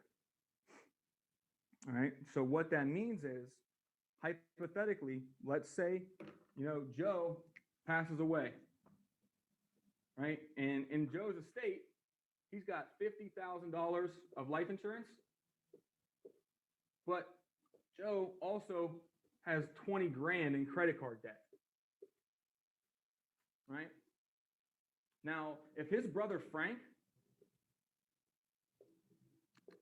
is the executor, Frank has to use this 50 grand to pay off this 20,000 before the rest of that 30,000 can be distributed. Does that make sense? If not, if Frank just gives this 50K to the family, Frank's on the hook for that 20 grand right there. Right? This is how people become in debt when their family passes away, because they don't understand that the executor has that responsibility. They end up giving all this money to the family and everybody, and then they're on the hook for that 20 grand. Right? So do you guys have any questions on that at all? You don't have to go into deep explanation about that with them. You can. It's pretty easy to explain. Right? But just know that that's what happens. Right? And guess what, guys? When money goes to your estate, it becomes taxable too. Okay. You got any question? Because of that, the executor always has to give the okay that they want to be the executor, right? Yes, they have to sign off on this 100%. Yes. And there's actually 3 articles in here that I'll show you in a second that show what the responsibilities of the executor are and what they can and can't do. So you'll see that in here in a couple minutes. Okay. But does anybody have any questions on Article 2? No? Good. Okay. Article number 3 is the disposition of property. Now, this is what most people think about when they have a will, like leaving certain things to certain people, right? So at this part, I'm going to let them know that there's 4 types of property that you can leave to somebody. It's 4 of them. The first type of property is called a specific bequest. That's anything that you directly want to leave to somebody. I want to leave the house to this person. I leave my jewelry collection to this person, right? I leave my old CD collection to this person. So what you're going to do is you're going to nominate the article, like what they want to leave, who it's going to go to, and then where they reside at. So that once the estate is handled, they can distribute everything to the right people. Does that make sense? That's called The a name- bequest, right? Like BEQUEST. Bequest, yes. BEQUEST. S. Yeah, bequest. Yes. So that's the first type of property you can leave to somebody, right? And in the workbook, there's only like, I think 13 or 14 spots for it. But in the actual documents, there's 36. Can you give me the name of that property again, please? A specific bequest. Specific bequest. Thank you. So that's the first type of property you can leave to somebody. The second type of asset or property is called a digital asset. This is becoming more and more popular. This is something that's either costing you money online or making you money online, right? So like Netflix, Hulu, Instagram, Amazon accounts, Etsy shops, Spotify shops, right? Anything that you have an online presence for, Facebook, you either want that shut down or do you want it to still continue? Right? The main reason why this is in here, guys, is there's a lot of people that have automatic drafts coming out of their accounts. And to be honest with you, Netflix does not know or care that you died. They're going to still pull that $15 a month out of your account every single month until you tell them to stop. It happens, right? I mean, and not to like make you guys sad or anything like that, but my great aunt just died like a month ago, and we didn't find out how bad she was in debt until like a month ago, and there was still stuff coming out of her account. She was like, she worked at Big Lots and would buy stuff all the time, and she was a big hoarder from QVC. So she still had so many bills coming in after the fact that she passed away, and she had money in accounts. All that went away. Right? So that's why I tell people, like, if you have digital assets, if there's things that you have reoccurring, mark that stuff down, right? Now, you guys can see on here, it says you're going to mark it on Schedule A. So right there and on that line, there's no spots for an amount. You just can't, there's not enough lines for it. There's no lines at all. Where Schedule A is, it's like the last page. It's on page 12. You see Schedule A right there? You're going to name the digital asset, so where it's at, where to access it, the website, the username and the password, and then what to do with it. Right, so they can put all their digital assets or all their automatic drafts on there. That way, something happens, they know how to get to it. All right. Question. Yes, Gina. So now hypothetically, like let's say the person who passed had an Etsy account, right? Or something like that, and they're making money off of it, but they tell whoever they want to leave that to that they want that shut down. That person actually wants to continue that Etsy thing, keeping up their, their memory or whatever it is, the reason behind it. Do they actually have to shut that down according to the will, or are they allowed to kind of take that over and keep it going? I mean, the will is a legal document, so whatever that person wants done has to be done. Yeah. Unfortunately, that's kind of how it is. I mean, in that situation, I'm sure that they would talk to them and be like, hey, when you die, I want to take this over. I want to help you with it or something like that. That'd be more a conversation to have inside the family than like legally on paper. You know what I mean? Okay. All right, cool. Thank you. All right, no problem. All right, so that was basically the second type of property you could leave to somebody, a digital asset. The third type of property is remaining tangible personal property. Remaining tangible personal property. Now, this is anything that's like old couches, books, clothes, Tupperware, silverware, dishes, things like that. Stuff that has to be cleaned out of the house, but it's not directly going to go to, certain people. So what you're going to do is you're going to nominate one person. See, it says my remaining tangible personal property shall be distributed to, you put the name of that person, and they're responsible for taking care of it. So they're responsible for having a yard sale or an estate sale or whatever. And it says if this person does not survive me, then it gets distributed to the residuary estate. All right. And the residuary estate is actually the fourth type of property you could leave to somebody.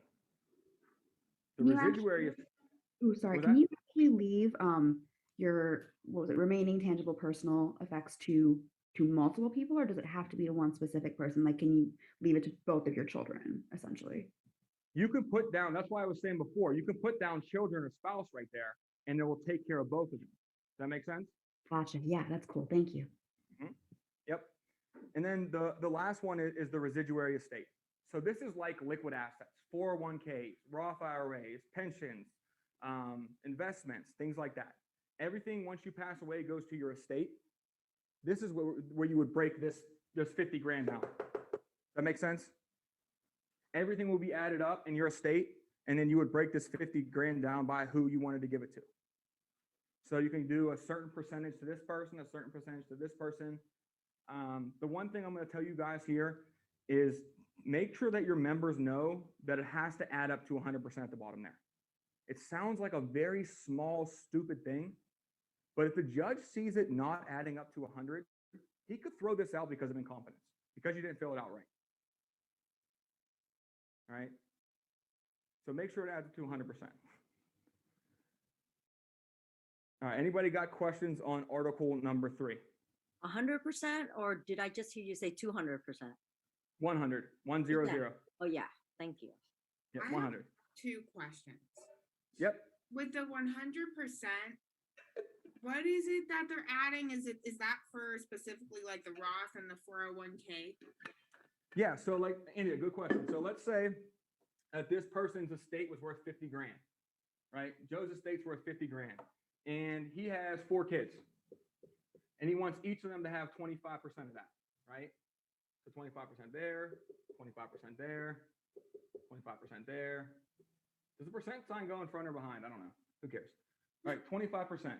So each of them is going to get it goes behind. Yeah. So each one of the kids is going to get 25% of that 50 grand. Does that make sense? Yeah. So everything would be together. Like, let's say he had, $30,000 in life insurance that went there, and he had another, 10 grand in a bank account somewhere, and maybe he had another 10,000 saved in IRAs or anything like that. All of that would add up together to make that. Okay. Does that make sense? Yeah. And then my last question is just like, the executor can be somebody different than the person they want to leave their digital assets to, right? Like Correct. the executor doesn't take care of all of that. Correct. Okay. And actually, the next thing down is where you're going to nominate the executor and the digital executor. So article number 4 would be the personal representative or the executor. They're going to nominate 2 of them. There's 2 lines. The top line, I nominate this person, and it says if that person cannot serve, I nominate this person. So you're going to nominate 2. So there's one for the regular executor, and then there's one for a digital executor as well. They could be the same person. They don't have to be different people, right? But I mean, there's a lot of families out there like mine. Like my little brother is a computer whiz. Like I'm 100% sure that if my mom died, he would be the digital executor. 100%. I hate technology, right? And to be honest, like I'm probably the more responsible one. So I'd probably be the regular executor. It could be the same person, doesn't have to be different. It could be different if it wants. Does that make sense, India? Yeah, it does make sense. All right, Vivian, you got a question? Yes. So what if, let's say, this person is, crazy with the credit cards and buys so many stuff. So her like debt is way more than what she's owing. Who wants to be a part of that? Like if she doesn't, you know what I mean? It's like, what if you have more debt and then this, and then now I say, I'm going to pick someone I don't like and be like, okay, here. So when I die, your debt goes to you instead. They have to sign off, but if nobody signs off because the debt ratio versus what they're getting is like higher, Yeah, they have to sign off on the executorship of it. They can't just leave it to some random person. And if they don't have a will, typically it goes to next of kin. Mm-hmm. Okay. So someone is going to have to incur that debt some way. Unfortunately, it happens. Like I said, it just happened with my family about a month ago. luckily, we found a company that's able to kind of liquidate a lot of the stuff that she has. Because I mean, I'm talking like QVC, like she has like 4 pressure cookers and multiple things of the same thing, and they've been in storage for years. So like, we had to find a company that would come in there, itemize it, take it all out, sell it, and then hopefully we could pay off what she owed with the rest of that money. But like I said, it happens. Having it down on pen and paper will have people actually look at it and know that it's there, though. But like I said, the digital executor and the regular executor, they don't have to be different people. They can be the same person if they want. All right. Next article down is article number 6. It's the nomination of guardian. All right. So you might run into this, probably not, to be honest. A lot of people that request the will kit or the older generation. All right. This would only come into play if that person was the guardian of somebody under the age of 18. Does that make sense? So if they were, like, if the grandmother was the guardian of the grandson because the parents weren't fit, or the parents are in jail, or they're in a different state, or something like that. If someone has legal custody of somebody under 18, they need to nominate a guardian to take care of that kid when they pass. If they do not, that child goes into protective services. That kid goes into the system. Right? And I've never been in it myself, never heard any crazy stories, but I know for a fact that it's not that they're in that group home for 2 days and they get to go home. They're in there for months while this stuff goes through court. So, and the reason why I tell people to write it down is, once again, guys, the judge is not just going to give your uncle custody of your kids because he's your uncle. It's not how it works. He doesn't know your uncle from a guy down the street. He's not just going to just give him custody. He has to have it written down and notarized in an actual document. That's why that article's there. So I tell parents, if they have kids that are under 18, just nominate a guardian so that they don't go into the system. Okay. And that's the same thing with article number 7, right after that, the nomination of pet guardian. Right? Pets are like people's kids. Like, I have a dog. My dog's like an old man. He's 12 now. He's like my son. Like, I spent a lot of money I spent more money on my dog probably than me, to be honest. Right? So if something were to happen to me, I would want to make sure my dog goes to my family. Because in my situation, my dog is old. If he went to the pound, he wouldn't be there long. I know that. So, and a lot of people that don't have kids have pets. They have cats. They have dogs that they consider their family. So just nominate someone to leave that to. And you can even put down here at the bottom, it says, like, the executor shall give a certain amount of money from their estate to take care of that pet. That person can even leave them money to take care of the pet. All right. So anybody got questions on article number 6 or number 7? I have a question about how the next of kin is determined. So is there a certain particular order in which that kind of follows? It's usually oldest. Youngest with the kids, and then it goes to, like, what, siblings, and from there kind of goes down. Mm-hmm. Okay. All right. Cool. Yeah, and then keep in mind too, if they're under 18, they're not going to be on the hook for anything. Okay. Now, once they reach the age of 18, are they now on the hook for that? That's a good question. I don't know the answer to that. I can talk to some people and figure it out for you, though, Gina. Yeah, that'd be great. Thank you. Yeah, I could definitely look into that. It's a very good question. I never had it asked to me, so I never really had to kind of look at it yet.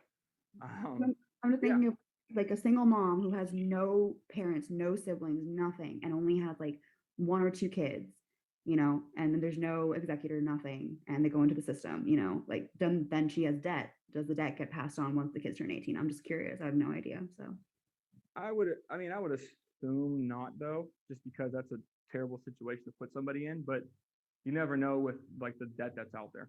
Some debt's forgiven and some's not, that's the thing too.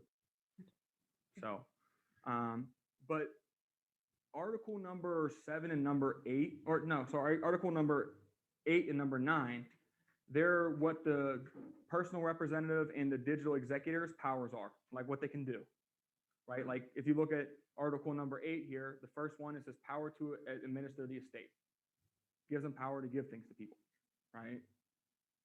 So what I usually tell the members there is I say article number 7, or sorry, article number 8 and article number 9. Those are the powers that the digital executors and the executor have. So take a couple of minutes and read through that. All right, and then I go right into article 10. Article number 10 is special directives. So this is anything they want done when they pass away. Where they want to go funeral home wise, if they want to be cremated, what they want to wear, who they want to be there, who they don't want to be there, right? What kind of clothing they want to wear. I always tell my members here too, if you guys have any permanent life insurance, put the company, the policy number, and the amount you have there too.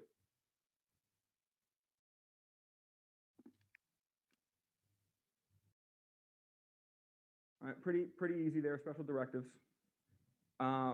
Article number 11 and number 12, or sorry, it's this 11, there's no 12, that's just 11.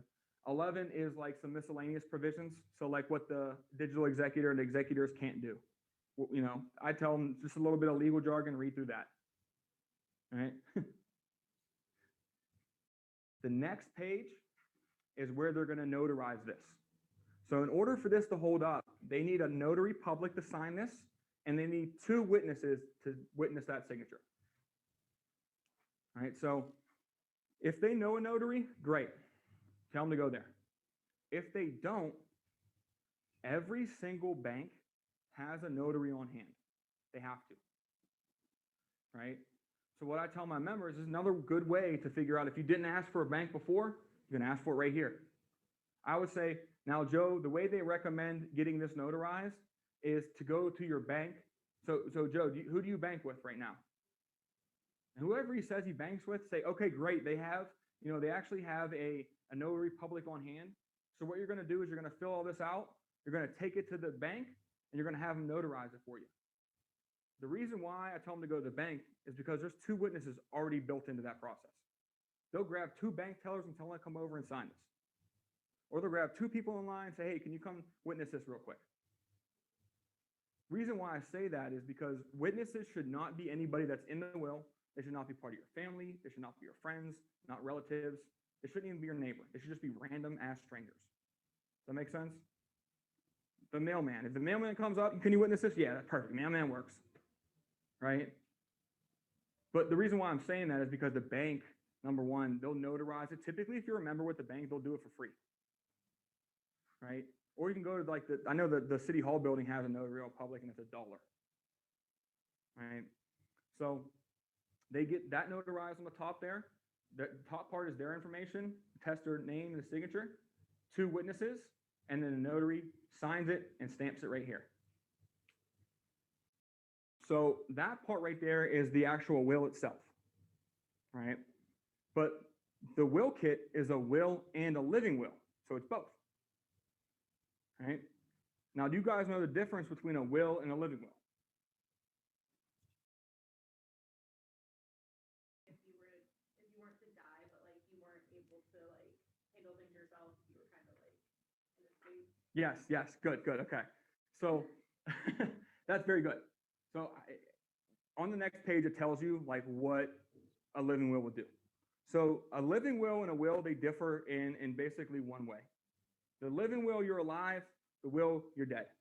Well, that's right. Right. So the will takes care of things after you pass away. The living will is only going to kick in if you're both mentally and physically incapacitated, have a terminal condition, an end state condition, or in a persistent vegetative state. So they're right here in this first little part here. Right? So they're not able to think, breathe, act, feel for themselves. And so they're going to nominate some person to take care of that for them. The second, the hospitals. I mean, what was the question? Sorry. She asked who determines if that person's in that state. Like if they're in the state of incapacitation, you know, that would kick in. This would be in like extreme situations to where they're on like feeding tubes and you know, in a coma or something like that. Does that make sense? Okay. Now the part B on there, it says nutrition and hydration. So that's if they want to receive like artificial like food and stuff through a feeding tube and water and that type of thing, right? They click yes or no right there. Pregnancy, super rare, but if that happens, you can read that through with them. The part that I focus on here is other requests. So other requests are things like if they're like, it's against my religion to receive blood transfusions or something like that, or I do not want to be resuscitated, or like because of this, I do not want to receive chemotherapy for treatment or something like that. They could put what they kind of don't want done there. Does that make sense? So there's a lot of different things they could put in there, and then in the will kit, the workbook, it has a very like good description of what they could put in there, like a bunch of different examples. Okay. Part number 2 of that is the designation of the healthcare surrogate. So who's going to take care of the person that's in this state? Right? They're going to nominate 1 surrogate and they're going to nominate 2 alternatives. So 3 people. 1 healthcare surrogate and then 2 alternates. Now, part B of that and part C of that are the limitations and the authorities of that healthcare surrogate. So what they can and can't do. Do you not want to be taken off the feeding tubes? Do you not want to be, taken off the iron lung? When's it okay to pull the plug? Right? All that stuff will go into that section. And then the last part there, once again, you're going to have a notary sign this and 2 witnesses sign it as well. Same thing there. Right? And then the page after that, page 12, that's Schedule A. That's where all the information for the digital assets are going to go. And that's it. That's it for the will kit, right? Now, with the will kit, I always at the end here, I stop them and I ask them, now are there any questions on how to fill out your will at all? You guys have any questions on this at all? And they'll tell me no. And at that point, I tell them, now guys, when you finalize it and put everything into the green copy, what they suggest is that you make 4 copies of this, right? You keep 1 copy with you at the house. You keep 1 copy with your attorney or your executor, or your attorney or your law team. You keep 1 copy with your executor, and then 1 copy with your healthcare provider. So everybody that is going to be in this will has access to it. Or what was that last person? Health provider. Healthcare surrogate. House. Or healthcare provider, sorry. Yes. And then off that, you can collect referrals from that too, guys. You guys can say, hey, I know you guys got your will set up now. You went through the process of it. It was a pretty smooth, easy process, right? Now, do you know anybody that has been trying to look to design their will or has been looking into their will? Chances are, if they're doing it, they know people that are doing it too. Chances are, right? So don't be afraid to ask them for referrals right then and there too. Like will kit referrals are great, guys. I would never downplay a will kit lead at all either. It's about 50-50. 50% of the time you're going to see them and they're going to have a lot of coverage and they're going to have what they need. 50% of the time they're going to have nothing. And chances are they're thinking about it. If no one sat down with them and explained how it works to them. All right, that's what sets our company aside, guys. That's why our no-cost benefits are important. This is what sets our company aside from others. Our education and our knowledge base behind everything. Not every, I don't know if you guys know this or not, I'll end with this, but when most people get life insurance, what they do is they type on the computer, they go to a website, and they look at numbers. And they see a big number up here for a small number over here, and they go, yep, I want that one. $500,000 for $20 a month. Yes, click that. They have no idea what the hell that even is or what it covers.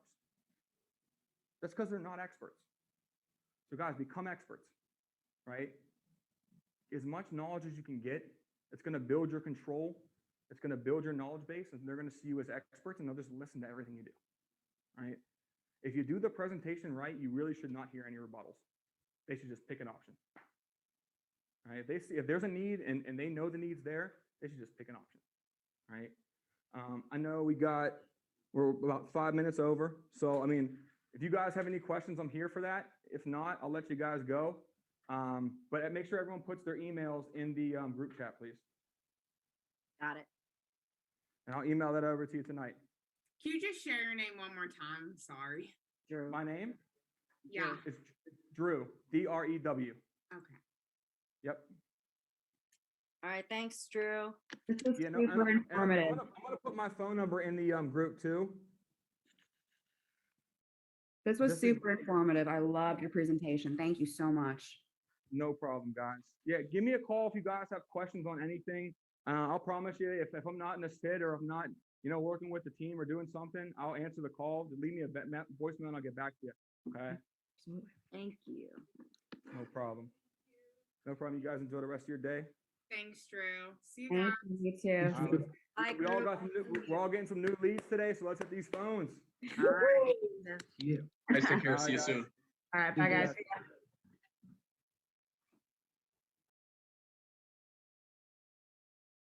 gonna take a picture of this so I can see everyone's.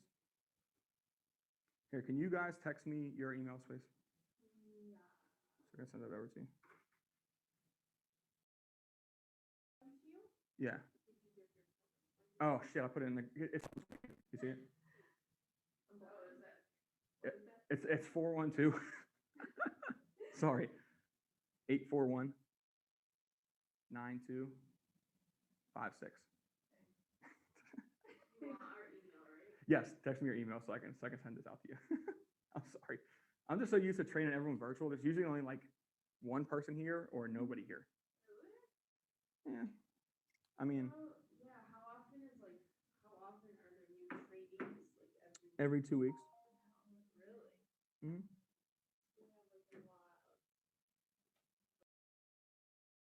Yeah, I mean, yeah, a bunch. There's probably 40 agents here, and maybe another 30 virtual, something like that.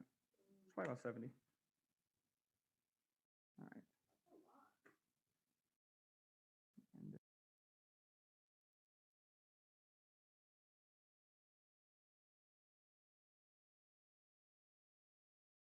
What's up, guys? Special contest announcement. We have Natalie Linker and Fred Hedaya coming to visit our agency in 3 weeks. They'll be here on August 16th and the 17th. So that's Monday and Tuesday. So starting on Monday, we're going to start a contest inspired by David Zoffin. This is his idea. He said, I want to see who can implement what we just went over. So he wants to run a contest, and they're going to pay for it. The top 2 people in personal recruits from the home get to go to lunch with Natalie and Fred Hedaya on Monday after the agency meeting. Also, the top 2 people in personal recruits from sending DMs, top 2 in sending DMs on hires, okay, over the contest period, also go to lunch on Monday with Natalie and Fred. And the last one is going to be on referrals collected. The top 2 on referrals collected over the contest period is going to get to go to lunch with Natalie and Fred as well.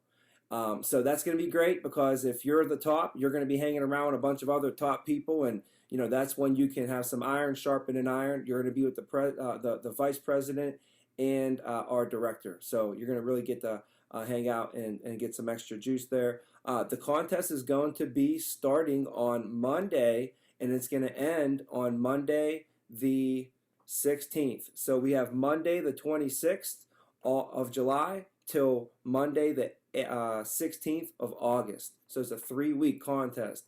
What we want to do is we want to start now. So let's get the practice going. Let's get some reps in over the weekend. Let's start getting momentum going on this right now. Best of luck to everybody. We'll see you guys at lunch, and can't wait to see Natalie and Fred here to visit our agency. Thanks.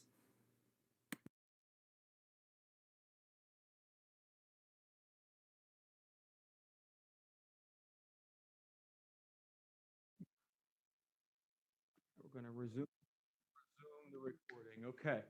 So, some of you on here know who I am. Some of you don't. My name is Drew. I've been with our agency at American Income for 5.5 years now. I've been with Tommy the whole time. Today, what we're going to be going over is all of the no-cost benefits that are associated with our company. Okay. I want to get one thing out to you guys first and foremost. Do not be a no-cost delivery person. What I mean by that is there's not really any money in the no-cost benefits. You're not going to make any money by dropping off child safety kits to people, or just going over discount cards, right? The no-cost benefits are there for a reason. The number one reason is because it builds up our company. It makes us look good. We're giving our members other things that other companies don't give them, right?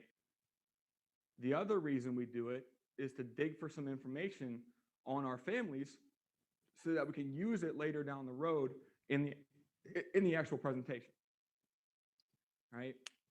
So I also want you to keep in mind that not every single family is going to have the same no-cost benefits. When you're sitting down with a union member, they get access to all of them except for the will kit, right? So they get the child safety kits, they get the AIL Plus card, they get the family information guide, they get their AD&D certificate, and they also get their needs analysis, right? So in reality, sometimes there's 5 no-cost benefits, right? Now if you're in a child safe, you'll probably just go over the child safe, the family information guide, the AIL Plus card, and then the needs analysis, right? Will kit, kind of the same thing, except for you put the will kit in there as well, So what we're going to do in training here is I'm going to break down each one of the no-cost benefits, how it's explained, why it's important, how to collect referrals off of it, right? And I'm going to walk you through basically all of the no-cost benefits except for the needs analysis. That's going to be covered a little bit later in training, okay? So as you can see on the board, no-cost benefits, right? Now I have number 1, 2, and 3 here, right? Every one of these no-cost benefits, you need to do these 3 things in here to make it a successful presentation for that benefit, okay? The first thing you always want to do is you want to build up the importance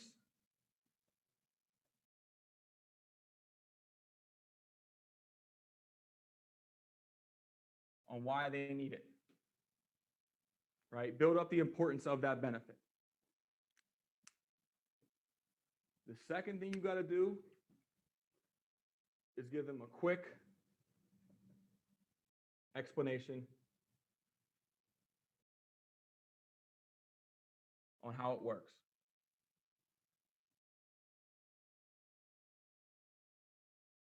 Not only how the program works, but how it affects them.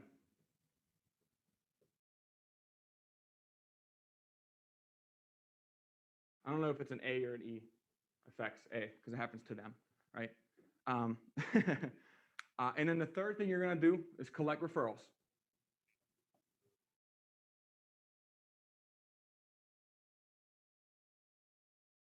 Right? That's the most important thing. But the third thing doesn't happen if you don't do the first 2 really well. Right? So the first no-cost benefit that I usually go over with them, and I know every MGA team is a little bit different on which ones they go over first, but my reasoning behind why I go from the child safe to the AIL Plus card to the family information guide, then to their AD&D certificate, is because I go from least intrusive information to most intrusive information, right? Least about life insurance to most about life insurance. It's a smooth transition from that point, right? And if you think about it, when you're sitting down with these union members, they know that they have this no-cost accidental policy there. That's what they're looking for, right? That's what they want to do. They want to go over that no-cost policy, right? Now, I don't know if you guys have ever been to like Dave and Buster's with some little kids, right? But they have a favorite game that they play there. As soon as they go there, they go to that game right immediately, right? And they play that game a lot. Once they get done tired of that game, they're tired of the whole Dave and Buster's though, right? It works the same way in the presentation. We want to save that for a little bit and at the end, right? If you get right into their AD&D certificate, they're gonna be like, what the hell the rest of this meeting's about? No, you kind of want to delay it a little bit for them. That's my thinking going into it, right? Everyone does it a little bit different, right? But if you do it that way, it's a smoother transition into actually talking about and going over life insurance, right? Now, the first thing that you do when you're going over the no-cost benefits is you kind of put the pressure on the system, not on you. What I mean by that is saying words like what they had set up for you. The first benefit that your union had set up for you was. The next benefit that they have set up for you, right? I don't say the next benefit I'm going to go over, right? What they have set up for you. Those are the words, right? So the first benefit that we always have set up for our members is the child safety kits, right? And I'm actually going to pop it up on the screen because you guys are all virtual, so you can all see it. So this, and pull the PowerPoint up for you. Boom. All right, so not now, it's opening it, let's give it a second here. But either way, this is what the child safety kits look like when they come out to them. You can see that they're folded in threes, it comes in a plastic bag, and then inside the bag itself, when you pull it out, there is a police grade ink strip in there, comes with an ink strip, and it looks the same thing as we have on the PowerPoint, except in the PowerPoint, one side looks like this, and then the other side looks like this, right? So when they actually get this sent, they actually get the physical copy of it in a plastic bag so they can keep it nice and neat. Now, the first thing I go over with them in the PowerPoint, and I'm going to try to share this with you guys and see if it'll work here. This, screen share, PowerPoint, okay. Blow it up a little bit bigger, go to this page there. All right, can you guys see that there? Yeah. Okay. So what I would say is now, Mary and Joe, the first benefit that they had set up for you guys was your child safe ID kits. Now, usually what I say is, I'm sure you know some people with kids, right? And they're like, yeah, I know some people with kids. Okay, great. Well, you're going to love this first benefit they have set up for you. It's actually endorsed by the police and teachers unions, right? So what I'm doing first here is I'm building up the importance of it. First off, I'm asking, I'm sure you guys know some people with kids, right? Because at the end, when I'm asking for referrals, they can't tell me no, they don't know anybody with kids because they just told me they did, right? So the reason why we designed this kit is because just alone last year, 450,000 children went missing or got abducted. Crazy stat. What's even crazier is the FBI did a study, and they figured that if those kids don't come home in the first 24 hours of being missing, 93% of the time they don't come home at all. That's a crazy stat right there. You have 24 hours to find your kid, or they don't come home. Right? Now, why this was really designed is because it takes the sharpest parent or grandparent anywhere from 4 to 6 hours to give the police everything that's involved in this kit. Because if something happens, the parents aren't thinking about height, weight, eye color, hair color. They're thinking, oh my God, where are my kids at? Who are they with? If they're old enough, why aren't they answering their cell phone? They're panicking, right? Now, I don't know if any of you guys on here are parents, right? But if you are, use those personal experiences that you had as a parent to tell them about this. I'm sure if you are a parent, there's been a time in your life where you've been at the grocery store, you look down to take your wallet out of your purse and pay for whatever you're buying. That took 30 seconds to a minute to do that. At that same time, your kid wanders off, right? And they might only be in the next aisle over, or 2 cashiers over. But at that point, you're not thinking. You're like, oh my God, where's my kid at? You're freaking out. You're doing all the wrong things. You're panicking. That 1 minute might have felt like a whole hour for you. That's why this is designed. So if something, God forbid, like that does happen, you have it in your purse. All you got to do is give it to the security, and they'll lock down that store and they'll find that kid immediately. Right? So it's not always that this goes to the police. You know, I'll give you a good example. You know, back in Pittsburgh a couple years ago, there's a mall called Westmoreland Mall. And, you know, there was basically a child abduction that went down there. Same exact thing. You know, a woman was paying for something, took her purse, took her wallet out of her purse, paid, went to go put her wallet back in her purse. Her daughter was gone. Right? She actually had one of these kits on her. She gave it to the authorities that were in the mall. They locked the mall down. Right? They ended up finding her daughter, you know, 10 to 20 minutes later in a bathroom in the mall. She was dressed in different clothing. She had a hat on her head, right? There was nothing that said that this was the kid other than a birthmark on her cheek. And the mother marked the birthmark on here, right? So there is real world applications for this stuff, guys. You know, especially if it's happened to you in the past. I know I was a badass kid when I was a kid. My mom and I grew up with five other brothers. So imagine my mom walking around the grocery store with 5 of us hanging on the cart. You think we were always next to the cart? Hell no. Right? We were causing mischief throughout the store. The first thing we used to do in apartment stores is we used to play hide and seek in those clothing racks. Right? Imagine how terrified my mom was. So, and this was before cell phones. This was before having a picture right on her phone that she could, you know, say that that's my kid. So we're building up the importance here. We're making it important to them, right? You can even throw another stat in here. You can ask them a question here. I'd like to get my families involved in this situation. I would ask them, now, Mary and Joe, you know, since 450,000 children go missing or abducted every year, where do you think Illinois ranks for child abductions?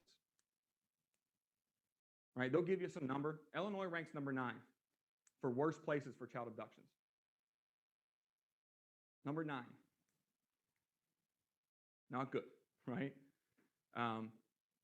So what this actually does is like I said, it saves the parents time. Because if that kid, like studies show that if a kid is gone, every mile away from the house or every minute that they're away from the house is a mile further that they could be, right? And if you're in Chicago, if something happens to the kid in Chicago, they could be in 3 different states in 2 hours super easily. They could be down in Indiana, they could be over to Michigan or up in Wisconsin in 2 hours. So these do have real world applications, guys. Once I explain how important it is to them, and I even get into that, like I'm sure, has it ever happened to you, Mary, where you know you were actually with your kid and you went to go pay and then they ran off, right? Chances are it's happened. Chances are if you have kids, it's happened, you know? So include yourself with that, you know? Once I give them those stats, the next thing I do is I show them how it works. I give them a quick explanation on how it works and how it affects them. First thing I do is I say, Mary and Joe, this is what your child safety kit looks like here. What's one of your kids' names, for example? I get the kid's name right off the bat. And they would tell me, oh, his name is Matt. Okay, great. What you're going to do is you're going to put Matt on the front where it says child's name right here, right? And then you're going to put the date it's completed on right below it. Now, on the inside is actually where all of the good information is going to go. So number 1 would be personal information. Anything that's going to change about Matt, like his height, his weight, his eye color, hair color, you're going to put that in pencil. That way you can change it and erase it down the road. Anything that's going to stay the same, like the birth date, the social, the name, put that stuff in pen. Number 2 is a physical description of Matt. Anything that makes him unique. Glasses, braces, scars, birthmarks, anything like that, you mark it on a little character over to the right, and you write a little description to the left of it. Now, number 3 is the DNA sample. So the police do not want spit or blood there. What they do want is a hair follicle or fingernails, right? So I would say to Mary and Joe, I'm sure Matt's never bad, right? He's an angel. And they would go, yeah, he's never bad. They always give you like a sarcastic laugh at that point, guys. I'm telling you, throw that in there. I'm sure Matt's never bad, right? Get him to interact with you at this point. They'll be like, yeah, he's never bad. I'm like, yeah, I know he's probably bad about twice a year, right? And they'll go, yeah, he probably acts up a little bit. Well, next time Matt's being bad, instead of grabbing his whole head of hair, right, just pluck 1 or 2 hairs out and then tape it down there for DNA. And then they'll laugh, right? You already got them involved. They like you. Now, I know a lot of kids nowadays have very short hair. So at that point, you're going to use fingernails. It's tough to grab out hair, right? Now, the hair cannot be cut. It has to be pulled from the root. It has to have the little DNA strand on the bottom of it. When it comes out of your head, that's where the DNA is, right? And that'll actually hold and preserve for about 6 months. After about 6 months, it needs to be replaced, okay? Number 4 would be where we put Matt's fingerprints. Now, I always warn my parents. I say, I want to warn you guys. This ink is permanent police grade ink. It is non-toxic. It'll never harm Matt, but it is extremely messy. What I mean by that is if you get this on your table, your clothes, the floor, the couches, the walls, it will stay there. If you get it on their skin, it'll come right off with soap and water. So my suggestion to you as parents is to do this either outside when it's nice on the porch or do it right before bath time. Get them all 10 fingerprints on there, toss them right in the tub. Right? This is permanent ink, guys. I don't want you to test this because it will stain things. My brother, who, God rest his soul, thought that it was a joke that it was permanent and took this ink. This was like 3 or 4 years ago. Took the ink and put it on the middle of his table. And he said, watch, I'll get it off. He tried scrubbing it, couldn't get it off. Right? That mark is still on that table 3 years later. Now, my brother's wife is very savvy, and she's pretty good at decorating. So she has a big table runner that goes across it. You can't even see it, right? But I know it's there, and I've seen it. Last time at Christmas, we were over her house, and I said, hey, let me check if that mark's still there. And it's still there, right? So it is very permanent ink. Once I get done 1 through 4, I ask them. I tie it down. Now, Mary and Joe, do you have any questions on the inside? Can you see why all this information is very important to have down? And they'll go, yes. Right? You always want to frame your questions to where they can only really answer yes. Can you see why it's important to have this for your child? And they'll say, yes. Okay, great. Now, the last part is on the last, the previous slide there would be number 5. That would be where you put a photo of the child, right? Now, the best photos are usually school photos because it's a headshot, it's an HD, and it's just the kid. What I tell my parents, I say usually, what they recommend is a school photo. I'm sure you got a million photos lying around. You're going to get a million more down the road. All you got to do is cut one out every 6 to 8 months and tape it down there. Pretty simple. In the middle section there, I kind of go over, it depends on the age of the kids, really. If you're dealing with a new parent who has 2 kids that are under 3, I go over the middle section there just to make sure that they know, stranger danger, teaching kids how to call 911. The biggest one on there is number 3. It's not putting any kind of name on a backpack or a lunchbox or a jacket or anything like that. That's a really big one because sometimes the teachers tell the parents to do that, write their kid's name on the backpack. That's not the brightest thing to do, to be honest with you, because all it takes is one creepy individual to wait after school for that kid and to say, hey, Jimmy, your mom told me to come pick you up. She's not going to be able to pick you up from school today. She sent me to pick you up. Come on and hop in the van real quick. The kid's like, oh, he knows my name. He must know my mom. No, he just looked at your backpack and your name's on it. Right? So it's very small stuff like that that people are using. And the only time I really mention that is if they have some young kids. If they have older kids, they've raised them, they know how to call 911, they know about stranger danger, that type of thing, right? But once I get done explaining the whole kit to them, once again, I ask them, now guys, again, do you have any questions on how your child safety kits work? One question they might ask here, and they'll say, when I fill this out, who do I send this to? Actually, you keep it with you at all times. Keep it in your purse. If you're traveling, keep it in the glove box of your car. If you're going to keep it at the house, we suggest you keep it in either a fireproof safe, where all the other important papers are, or you keep it in the freezer. And you might be like, Drew, why keep it in the freezer? Well, 3 reasons. Number one, when DNA is frozen, it keeps it preserved a little bit longer, right? You've all seen cold case files where DNA gets preserved for 2 years because it's frozen under ice, right? The second reason is because if, God forbid, that house burns down, something happens to the house, the freezer and the fridge are usually still there. Right? I don't know what the hell they're made of, but they're usually still there. And then the third reason is a little kind of like a little joke, but it has serious tones to it. I usually say, now the third reason why we have you keep it in there is because, if Ben and Jerry's are your good friends like they are mine, and you're in the freezer every single day, you're going to realize that the kits are right there on the door. It's just recognition, daily recognition.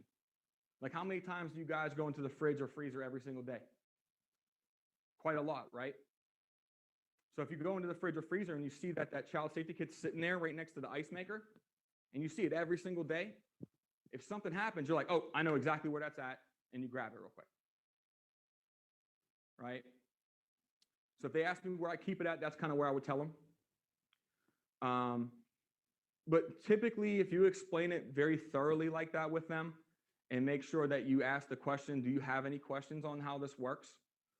You should be okay with explaining it to them. It's pretty easy to go through with them. Now, I want you guys to realize something I did there that's very subtle, is I used their kid's name over and over and over and over again, right? What I did was I included their kid in it. I made sure it affected them. I used their kid's name, right? Use of names is a big thing. They should almost get tired of their name, you saying it so many times.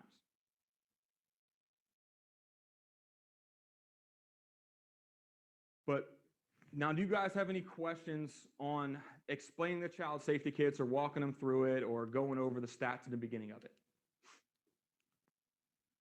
Nope. All right, beautiful. So remember the last thing, though, we got to do, we got to collect referrals. Now, you're going to get a bulk of your referrals right from the child safety kits. And to be honest with you, I think these are some of the best referrals that we get because, number one, these are usually younger families with kids. What that also means is that they're usually healthy, they're insurable. And the third thing that it means is that they probably haven't planned for life insurance before. They probably haven't sat down and talked to anybody about life insurance before. They've never had the opportunity.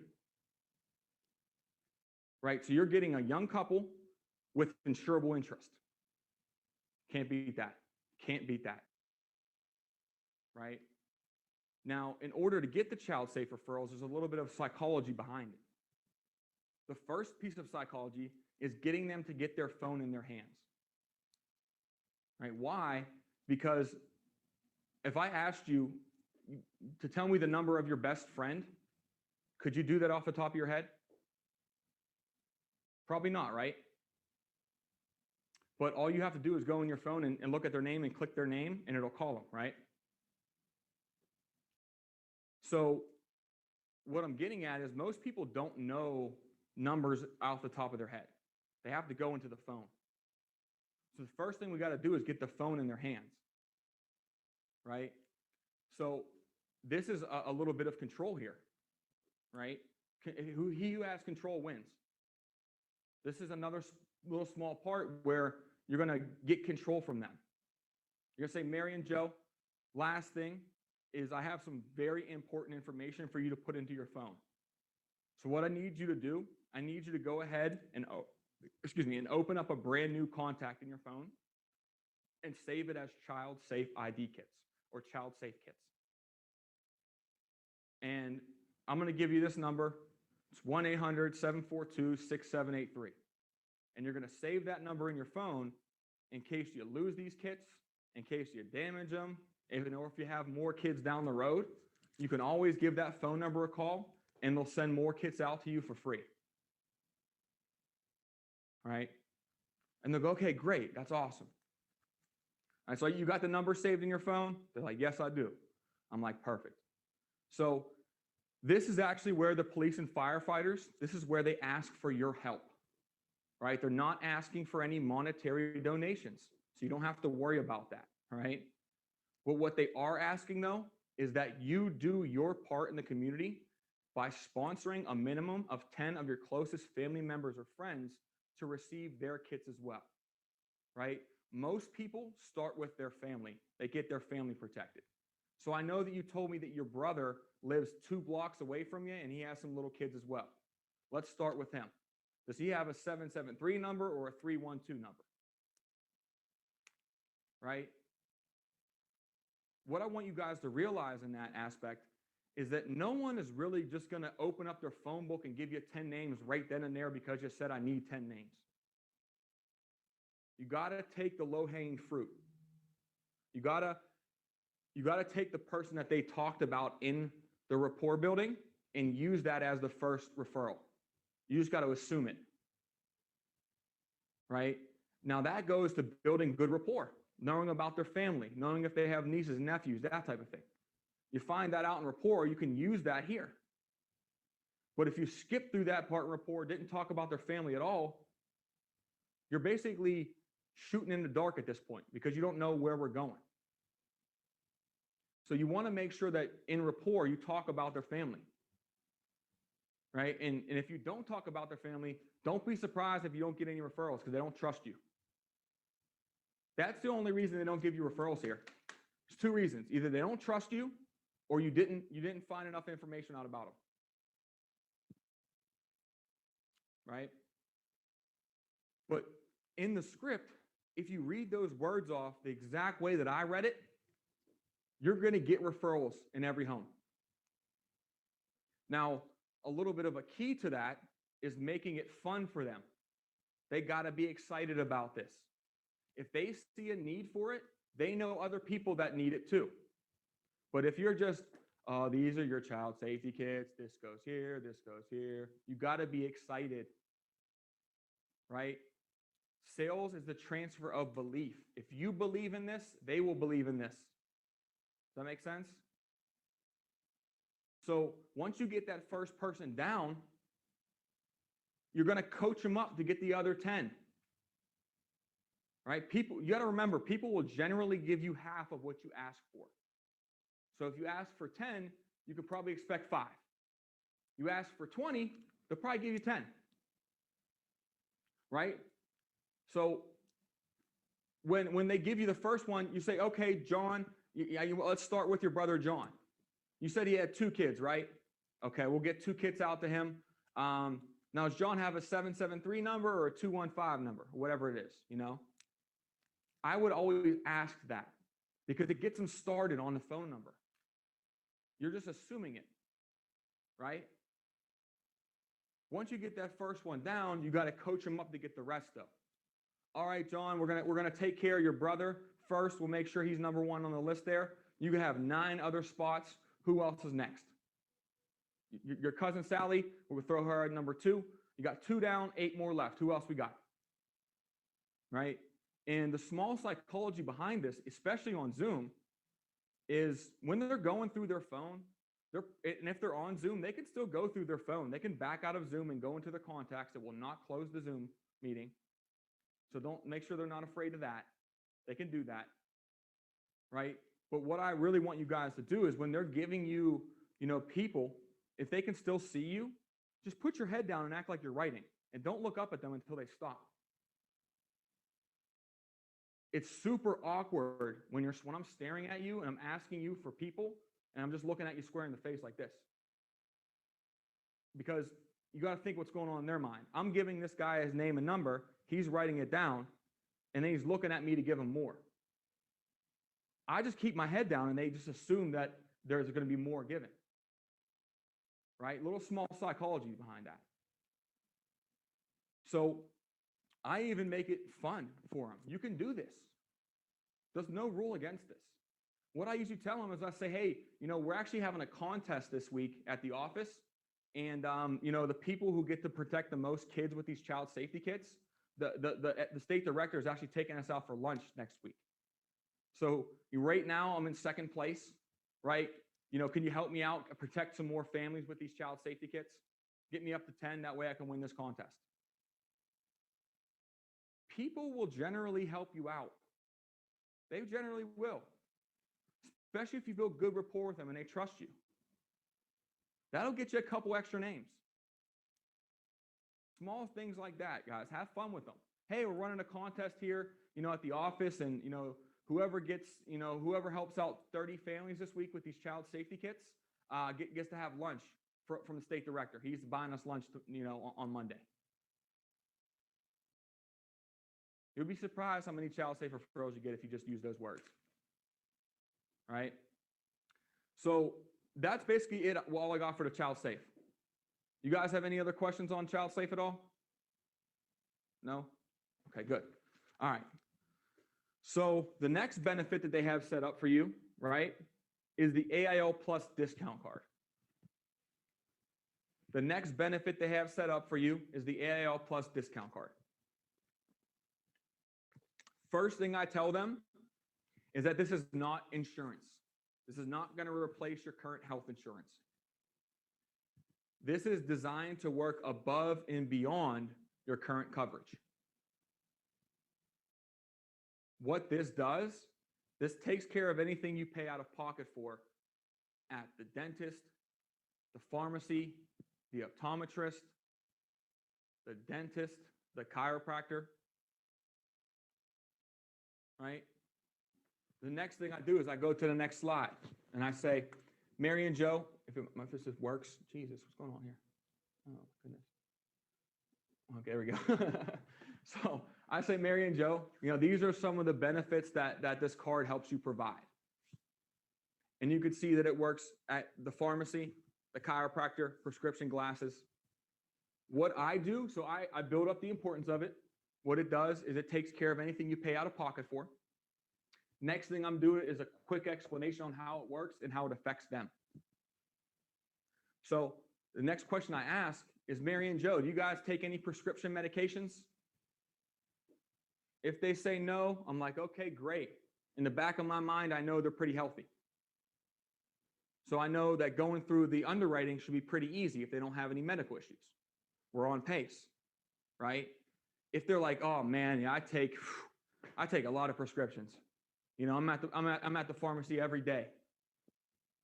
Well, at that point, you guys know that underwriting might be a little bit rough here. We might be dealing with a situation where I got to look into some medical information.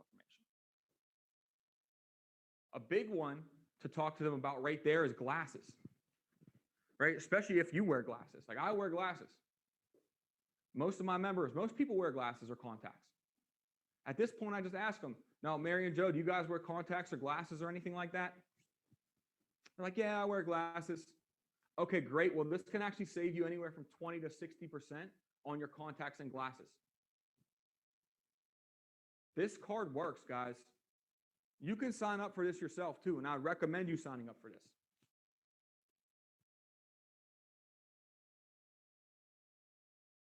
Next thing I go over with them is chiropractic. You guys go to the chiropractor at all? Some people say yes, some people say no. I'm afraid of going to the chiropractor. I see some of those videos and I hear those cracks and I'm like, no way, no way, right? But some people do go to the chiropractor. You can see the chiropractic consultation is free. X-rays, scans, and treatments are highly discounted. It also works with Humana for dental. The diabetic supplies is a big thing that's on there. Hearing aids, lab testing, CT scans, MRIs, all that good stuff. So they just came out with the stats for this too about 2 months ago. And over about 8 months of people using this, the average person saved about $300 over that year of using this. $300 they didn't have to put into something like that. They could put that right back into their family. Right? Sometimes I ask them, what would an extra $300 do for you guys? And they're like, oh man, we'd be able to go do this, this, and this. Yeah. But what I really did is I just freed up $300 from their budget so that when I ask them, is that $100, $150 comfortable for you? They don't tell me no. Does that make sense? Now, the way the card actually works is it's not a physical card. It's not really a physical card anymore. It's actually an app on like a smartphone or the computer.